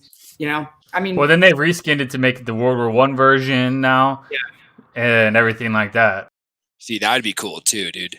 That'd be really cool. Well, Postscriptum is what it's called. You want to look it up. Postscriptum. It's like World War I version of Squad. Well, no, didn't they just come out with another one? Like a real World War? Because Postscriptum, I thought, was a different one. I don't know. Did they have a newer one? I don't know. I don't mess with the World War I ones. Yeah, me neither. I need optics, dude. I need optics. Yeah. Same with like CODs or Battlefields in World War I. I'm chilling, dude. I'm good on that shit. Exactly. Yeah, but I need modern. But what Squad really needs is a reimagined World War II game where all of our heroes. You cut out for a second for me. Yeah, you cut out. Yeah, Sorry. I What? didn't hear the last. Oh, I was saying what squad really needs is that they need to reimagine history of World War II, where all of our heroes are. You're being It's still censored. cut You're off being at the last. censored. You're being Yeah, censored. you're being censored right now. 'Cause Something every time you say hero, it cuts it out. Every Yeah, time you like- say hero. You're, like, I know you're saying something racy, and you're being censored right now for sure. Yeah. Literally both Yeah. times at the exact same word, it cut out. Yep. Heroes are women of color. Yeah. You got it. You did it, man. You did it. Stunning and brave. Thank you. That's right. Well, it's just like I don't want to play a game where like maybe Vietnam would be like the farthest they go back. Would at least have helicopters and stuff. Like I don't want to play a game where I have like no functionality. I don't have like No any devs, of the, yeah. man. Yeah. No devs. No, yeah. Well, there's a Arma mod you can do Vietnam with, but yeah, no one fucks with Vietnam. I mean, yeah. they have like a couple games like on Steam that you could do, but no like major franchises. Like you're never going to get a Battlefield Vietnam like that. You know what I mean? I Dude, think they just- did one back in the day, but I mean, I think it would be sick. But it's just too much atrocities, you know. Like, what are you gonna be? Like, you know, can you see the trailer? Like, some guy like stands up out of a swamp in the jungle, and he's got like an ear necklace around his neck. See, you spawn in with a bunch of weed. You spawn in with a bunch of joints. Yeah, Dude, literally like- he's He's got like this. weed out of a He's got the fucking skunk fucking thing, just bashing in brains. Dude, yeah. I think it'd be awesome. I don't think it would work. I don't know. Old My Uncle Phil, like I said, would have a little. my woke game that I like want them to make is like you never really get to play games that are like set in like sub-Saharan Africa, like fucking jungle, like lush tropic type of, you know, stuff like that. And dude, I mean, dude, it's a fucking woke ass game, bro. Make a fucking slave revolt style game. You know what I mean? Make some shit Yeah. like Dude, where I'm so surprised that hasn't happened. that would be. I mean, That dude, would be I think it would be. I actually think it would be sick, like almost like an Assassin's Creed style or like an RPG style game with like a survival element. You know what I mean? And you're on the run type of thing. I think it'd be fucking dope. That would be cool. I Yeah. think it's a cool concept, and everybody who's like so into learning about the Atlantic slave trade, so make it like a historical edifice to that. You know? Yeah, make it historically accurate. Closest thing we've got to that is Far Cry. Yeah. Or like fucking what Far Cry had? Far Cry had the one. I'm trying to think. There was another one I thought that they had too, but I can't remember. Anyway. But yeah, I don't know. There's not too many games that I'm really looking forward to on the horizon, but Yeah, it seems like we're in a massive drought of games in like the last year or two. and Like it's I don't know what happened, dude. It's like all I have to look forward to is these early access games that I'm like, will you ever finish your game, please? Because it could be cool. But like everything that's coming out that's new, I'm like, it's all like rehash, or I'm like, I'm not that surprised about, you know? Or I'm not that interested in. Like maybe play it as like if you guys are all gonna play, we're gonna play it together, you know, type of thing. But it's not like I'm like, you know, like fucking chomping at the bits to gonna set time aside to go play this game when it gets released. I'm like, I'll get to it when I get to it, you know? Nothing sticks out like that anymore. Do you think it's a product of the fact that we're getting old? No. Because I'm going to be like a 60-year-old gamer. Like I'm going to be gaming like when I'm like 60. Oh, dude, me too, for sure. Back I in think, my day, we had to put in cartridges. Like straight up. I'm dude, so there is no shit. It's called the Silver Squad. It's a pro team that is all in like their 50s or 60s. It's called Silver Squad or whatever. They're all fucking of the Grandpa Gamer. I watch him all the Silver time. Fox. He's a Yeah, he is funny. old ass Yeah. dude just playing fucking Grand Theft Auto all the time. Well, I wonder if it's similar to like, you know how movies are like coming to be like real similar too, or like so there were for a little bit of like a lot of people just remaking a lot of movies and not really coming out with a lot of new shit. I wonder if it's also a product of like them together, right? There's no new real like games that are getting AAA released. Look at Joe over here, and that like. Clean it out of the frame. Huh? But there's like all the games like that are getting full released are just kind of like just copy paste reskins, nothing real like crazy. Like the only thing that's kind of why I like computers a little bit more is because you have the early access where you kind of have a little bit more of a freedom of range of like stuff that you can try that might actually not suck. Like Squad was early access up until less than a year ago. Yeah. And the only reason why they actually got released was because when you release through Steam, you have a certain amount of time that you have to actually fully release your game, or you get kicked off the platform and they fine you. Which is why like games like Tarkov and other games don't go to Steam right away, because they know they're under those time constraints. Yeah, they don't want to get handcuffed. That makes sense. Yeah. Mm-hmm. I mean, I don't know, man. When it comes to gaming, man, it's like I don't know. I think it's a combination of both. I'm getting older and my standards are getting higher, but Right. Yeah. I mean, I'm just trying to think off the top of my head, like what games I'm looking forward to, and they're almost all sequels. yeah. It's like, come on, like, these are creative people. Like, where's all this like unique new IP? I mean, the biggest one that everyone I think is clamoring for, which it varies by the type of person or like the type of genre you're into, is Cyberpunk. But that thing keeps getting delayed, so who knows when it'll come out. I think, all right, I got a hot take for you boys. Are you ready for this? It's in the same vein. So I'm thinking we're going to hit like another. So like, because Mike mentioned there's like this just complete and utter lack. I think we'd probably all agree. There's just complete and utter lack of like intellectual like creativity, right? Like we're not really coming up with any good new plays. We're not like in theater. We're not coming up with good new movies. We're not coming up with any like good stuff like that. I think really the only thing that has continued to evolve is like music. And I think we probably would all agree that music has probably evolved to negative. Like, I don't know, personally, I really love rap music. I grew up listening to rap music on the East Coast. I'm a fucking East Coast rap guy. And rap music is horrible. It's in the terrible state of affairs in 2020. With mumble rap and all that stuff. But yeah, it's all about the drums. But yeah, I mean, it's I think all right, here's my hot take. Post-COVID, we're gonna fucking hit a new stride, dude. We're gonna hit a big new stride. Roaring 20s style, dude.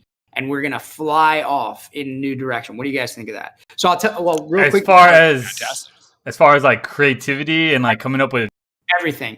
I think that like I'm thinking that after COVID dies, right? Because I think like we're gonna. So we've been dealing with this for almost a year.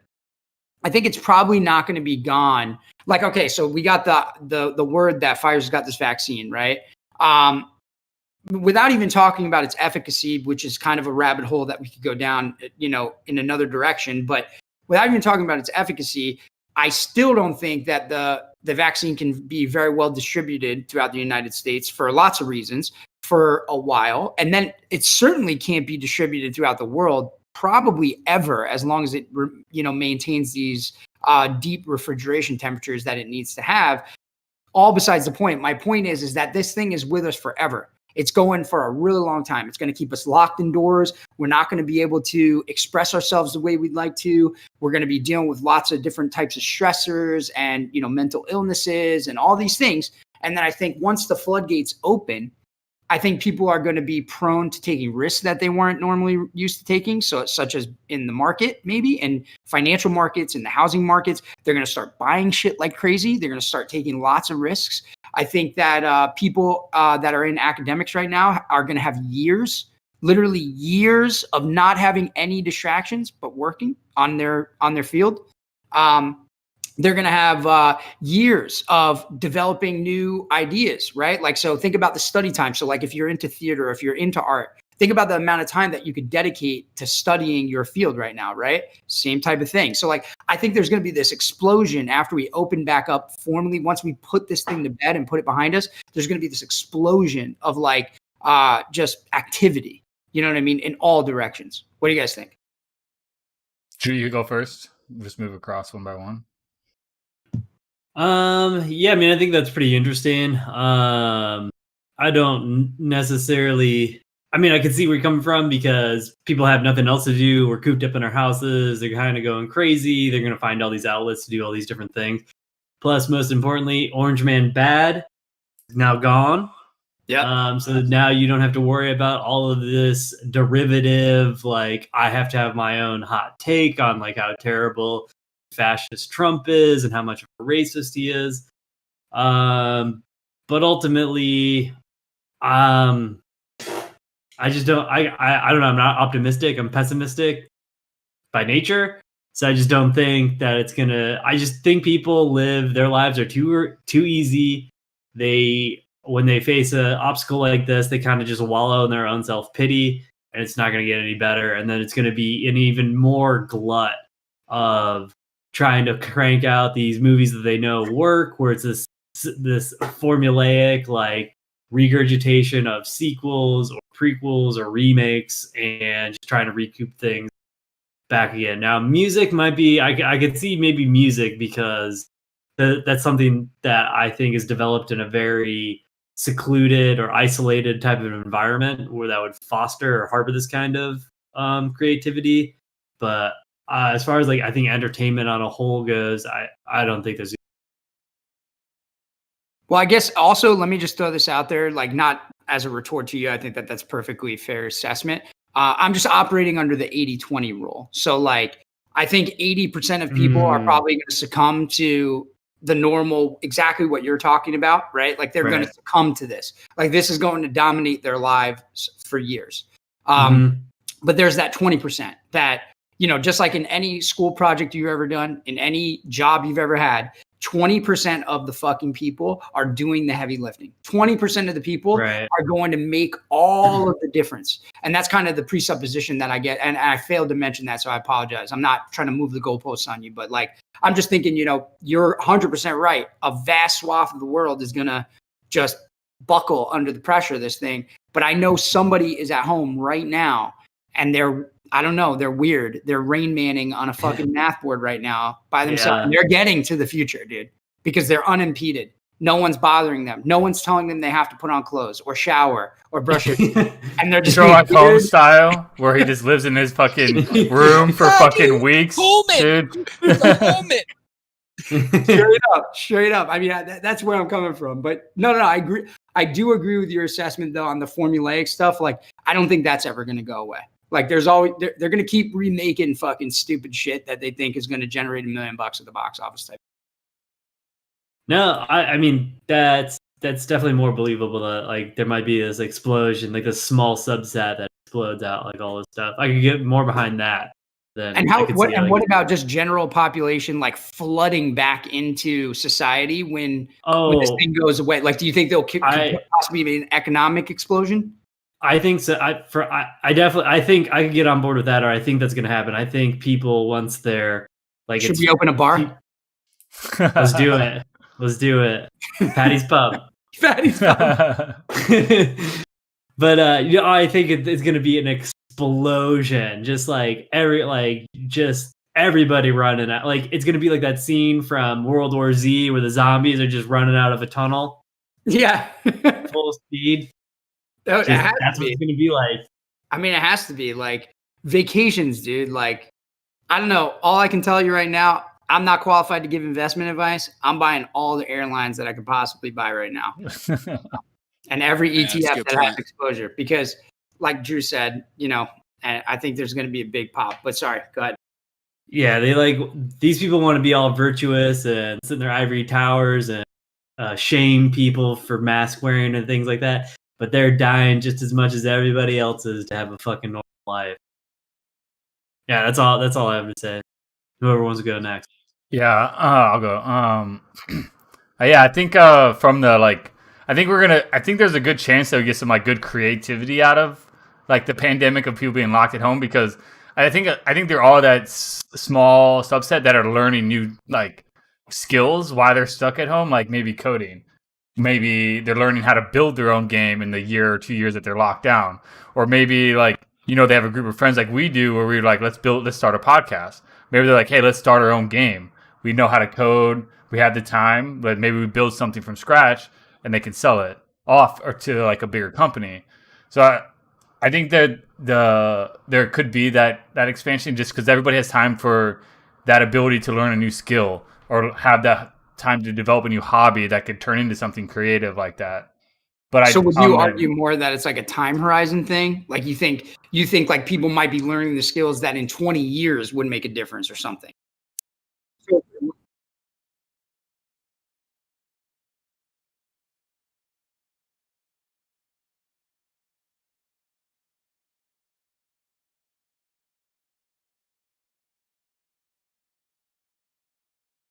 Okay, now. Okay.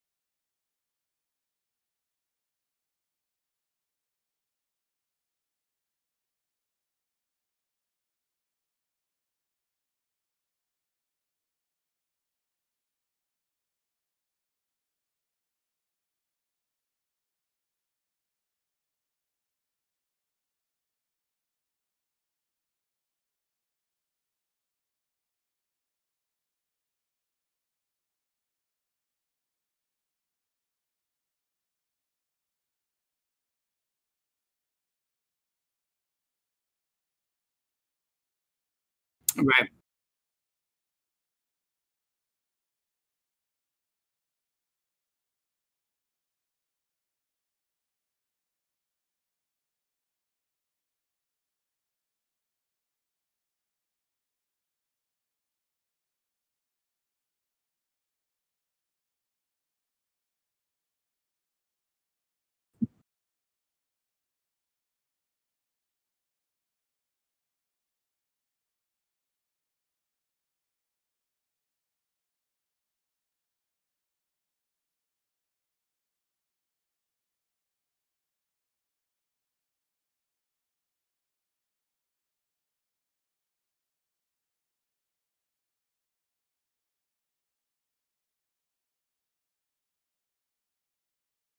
Right.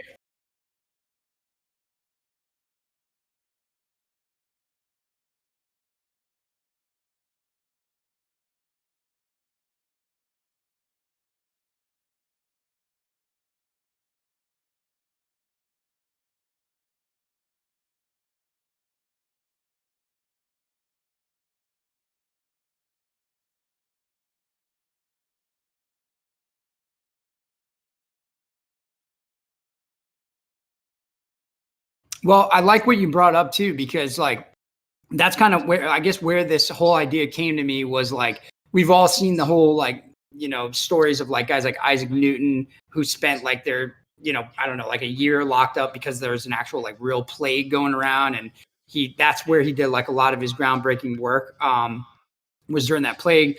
And then post the plague that we had, the Spanish flu back in 1918, you had the Roaring Twenties. So like I was just kind of thinking about like that kind of stuff coupled together. And to quote Alex Jones, I mean, I'm a retard, right? Like if I'm thinking about where we're going, right, and I have the IQ of a midget. What are the people who matter and who are going to bring us into this next, like usher in this next era? What are they thinking about during this thing? And so I like what you brought up about like a Liberty port. Like I like that analogy mostly because of the sex aspect. So what about what about population? What about population explosion? Do you think we could have population changes from that? Like I didn't even think about that until you said that.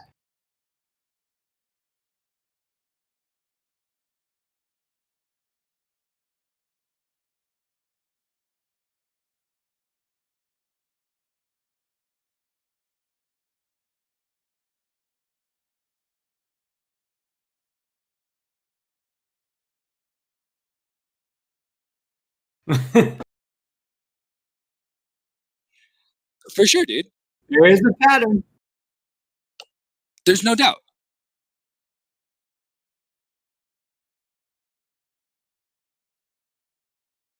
Yeah, there's a reason why they call it the baby boomers after 1945. All the GIs and stuff like that, and all the sailors, Marines, and airmen, stuff like that, coming back from the war, and then all of an explosion. It's I mean, lasted for 10 years.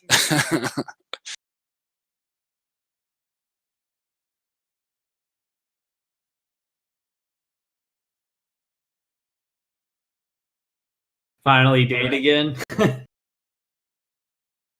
And also think about the years that you waste. Like, so like, I know for us, right? Like us as men, we age like fine wine. No offense to our female counterparts. They're lovely in their own regard. Well, of course. When they're in their early 30s, this kind of prime season here, like you gotta get on the ball, right? Like if you want to have babies, you got to get on the ball as a woman in your early 30s. You know, and medicine's changing, right? Like it's evolving. High risk pregnancies are not necessarily categorized in the later 30 or in the mid 30s anymore. Like that kind of bar is moving forward, but it's like, what if you're 30 right now, or what if you were 30 in March, say, and now you're not going to leave COVID until you're 33? Like you're not going to put COVID behind you and have the normal sexual activity or the normal kind of lifestyle that you would have had until you're 33. Now the pressure's really fucking on. Like you're looking for a mate. You're trying to have babies. You know what I'm saying? So like, I don't know. I just been thinking about it, and that I have not been thinking about. It's just kind of coming to me now as you said it. I was thinking more about the other stuff because I would like to make money off of it. So I'm trying to think about financial. But just moving forward, that's kind of what, you know, where my head was at, was like, dude, it's almost unavoidable. Like this has to blow up at some point. Like someone, once There's it a goes breaking away, point. there has to be. It has to be. I don't.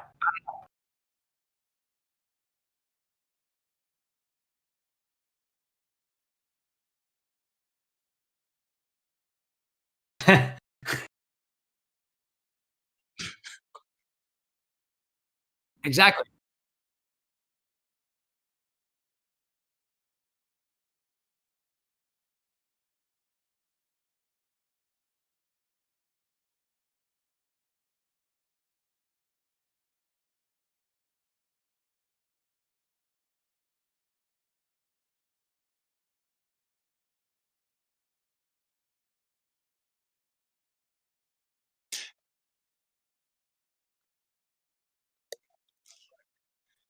Wrapping it up in the home. I honestly, guys, I couldn't agree more with all three of what you said. I think it's a good theory too. I think the 1920s, after World War One, you look at the Great Depression, or excuse me, the Spanish influence and stuff like that. You got a lot of people returning home. They have a lot of money to spend, man, and that's exactly what we have right now. I know a few people that they've been cooped out this whole entire time. They haven't spent money on vacations, like you're saying, like a couple of you guys have said, and they're saving, and they really have nowhere to put their money right now. For the people that do have jobs, and they're lucky enough to have that. For the people that don't have jobs, it kind of fucking sucks, you know. But I think that, yeah, dude, there would be an explosion. I think you know, people just have nothing to fucking do right now, and once they're free, they're going to be able to go out and go do what they want. And yeah, I think it'll be interesting. I think this is the calm before the wake, you know. So learn, you know, history repeats itself. So It's weird that it's happened almost 100 years later. yeah, So that, You know, exactly. very weird. I mean, I don't know. I just don't see like. I mean, and Joe, you bring up a good point with World War One. I hadn't really considered that because we're not really coming out of this like what we perceive to be the world to end, or the war to end all wars, right? Like obviously there was a World War II. They didn't know that was coming, but you know, I mean, I didn't really perceive that part of it, and I think that that's a good point because that could also kind of work against the theory. But I don't know, man. I think it's a worthwhile bet that like when the world comes back, it's going to come back in a big way. Like that pendulum's going to swing hard. But yeah, I think, I don't know, my interest was really from the creative side because like I said, I've been doing a lot of like weird stuff that I probably normally never would have done during the pandemic. And so like, I just wonder what somebody that has like 130 IQ who now is doing weird stuff that they normally would have never done and is now finding like, oh my God, like I'm really fucking smart at this, you know, type, you know what I mean? Like, I don't know if people that are geniuses make that kind of revelation or if people tell them, I don't know, but everybody that I've met that appeared to be a genius was a freaking weirdo. So, I mean, I'm not sure. Yeah, I don't know. I mean, I hope that's what's going to happen out of this because it's like we were saying, like the 20% that lifts or produces 80% of the stuff. I mean, I hope that's what happens because, I mean, yeah, there are people that are still working and saving money, not spend anything on. There's nothing to do, so they're just saving money. But there's also a lot of people that aren't working. There's a lot of people that don't have a family. There's a lot of people that are alone. There's a lot more mental illness going on, a lot more suicide, a lot more abuse of alcohol and other drugs, and a lot more people are beating their kids and their wives. Who knows what kind of cost that will have on society as a whole as we come out of it as well. Not to be the Debbie Downer or anything, but the population thing it's interesting. I don't think there'll ever be a boom because you would have to have basically the same boom sustained for generations in order to have that that type of an issue. If anything, it's a good thing because it prolongs our stay at like our current status, because what will eventually happen is most first world nations, as time goes on, they stop producing kids. Like birth rate plummets from about 2 to 3 kids per like marriage down to 1. And so eventually what will happen, that's what happens is the immigrants come in and they outbreed you. It's their turn. And they're about to the be ones the that are minority. taking care of. They're the ones that are gonna outbreed us, and they'll be taking care of us as we're dying or in our dying days. See, I guess under normal circumstances, I would agree with you. But is that true though? Like with just the one thing that I wanted to ask you is it true about the sustainment? Does it need to be intergenerational? Because you can have a population boom in a singular generation that will change your population curve. But I'm not saying that would be sustainable. Like just like the baby boomer boom wasn't sustainable, but it definitely changed our economy. It definitely changed the face of the nation. I mean, like, is that not possible because of where we sit? I don't know. I'm asking. Like, I have zero clue about these things. It just like changes the shape of the pyramid. Right. So you can have like a little boom, but like, I mean, look at this is a different type of debate, but if people think healthcare spending and Medicare spending is out of control now, dude, in 20 years, it is going to be out of fucking control because of the amount of baby boomers that are end of life, all that. I mean, we do not have the system to take care of them, and there definitely aren't as many kids around to take care of them that'll be at the proper age to try to sustain that. So they needed to have those Gen Xers and like the silent generation needed to be having just as many kids as they were in order to sustain it. Obviously, it's a very difficult thing to study, but if you look at any type of sociology studies, that's what they believe what it's trending to. Because I mean, you can't, history or human data only goes back so far. We don't really, we don't know. This is just what we're predicting with the models that we currently. But I mean, we'll all find out. I mean, we're going to find out in 20 years what it's going to be like. It's probably crazy. Yeah. No, I think that's a really good point. I mean, the only thing that I would argue is just we live in a technologically advanced society. So like maybe you don't need as many people specifically caring for the elderly as you used to. I don't know. Maybe I'm completely off base on that. But like, I guess from a medical standpoint, like there's, people that require a constant amount of care, and then there's people that don't. But yeah, we're going down another rabbit hole. I want to cut myself off here. I don't want to do that. Right. But yeah, from a money perspective, one other thing I wanted to take issue with that you said from a money perspective, I mean, I'm not saying that these people are going to have a surplus of money. I'm saying that their tolerance for risk is going to increase because they're going to have felt like they were in fucking prison for 3 years. So like they may have no fucking money, but they're going to start swiping the credit cards. They're going to go crazy, but yeah, so I just wanted to make that distinction. But well, no, that's like that's why I brought up like the Liberty Port thing was like people are gonna fucking just splurge because they can, whether they have it or they don't have it, or it's good or it's not. They're gonna do it because they've been stuck in this situation for so long that they just want to enjoy whatever it is. So everybody's gonna have like that threshold that's gonna be longer or shorter, whether it's like a week or a month or a couple of days or whatever. But they're gonna be like, oh, I can go outside, freedom. I'm going to go spend money I might not really have, but it's worth it because I've been locked inside for fucking a year, I'm going to go enjoy a couple days doing something or going to see somebody, But no, definitely. No, man, I just thought it was interesting. I appreciate you guys throwing some on it. Think about it. Throw some more shade on it. That's a really interesting thing to think about. I haven't thought about that as far as, because I just kind of thought it would be like it's going to be like a gradual like trickle out effect that we won't be able to see any type of mass change because it's going to be such a slow process of, one, people are going to be real sketchy about the vaccine when it comes out. They're not going to want to take it. So you're not going to have this overwhelming security feeling. So you're still going to have those naysayers or those people that are still going to be hesitant type of thing. But I didn't think about it in the aspect of like, if we do get like a vaccine and like everybody explodes at one time, I think it would be definitely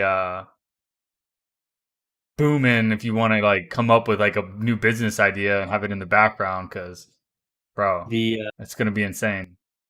The real question though is, where are we taking our vacation? Dude, I've been thinking about that a lot. I've already traveled Europe so much with you guys not there, and I'm going to put you all on blast for not coming with me, that I know all the spots. So I'm ready to go when you want to go, if you want to go to Europe.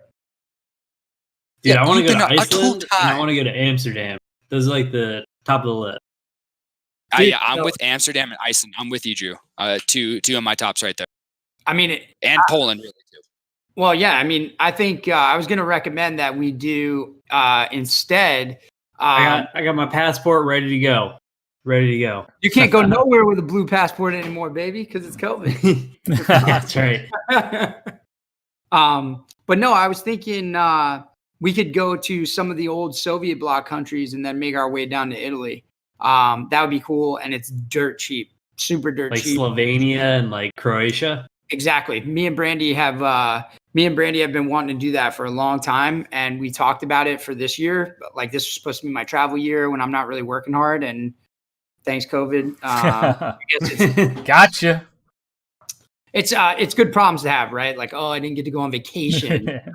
But yeah, so good. But yeah, so that kind of threw a wrench in things. But I think that's a good way. We plotted it out, and I mean, dude, Lord, it is fucking cheap. It is very, very cheap to do that. Like, you're talking, the most expensive is, like, say we wanted to fly direct to Amsterdam, that would be the most expensive. From Amsterdam to a place like Slovenia is going to be like 110 euros. And then from there, you just take a train down. So you're good. And it's all, nice. I mean, when you hit a place like Slovenia, the American dollar goes very fucking far. In Amsterdam, sadly, it does not. No, I can very expensive country. And Amsterdam's cool, man. It's very cool for very specific reasons. It's got a lot of novelty. I personally really do just love the city because of the feel. I like just walking in the city. Like, it's like a city that doesn't have a population of a city. And it's got these really nice, beautiful ringed waterways.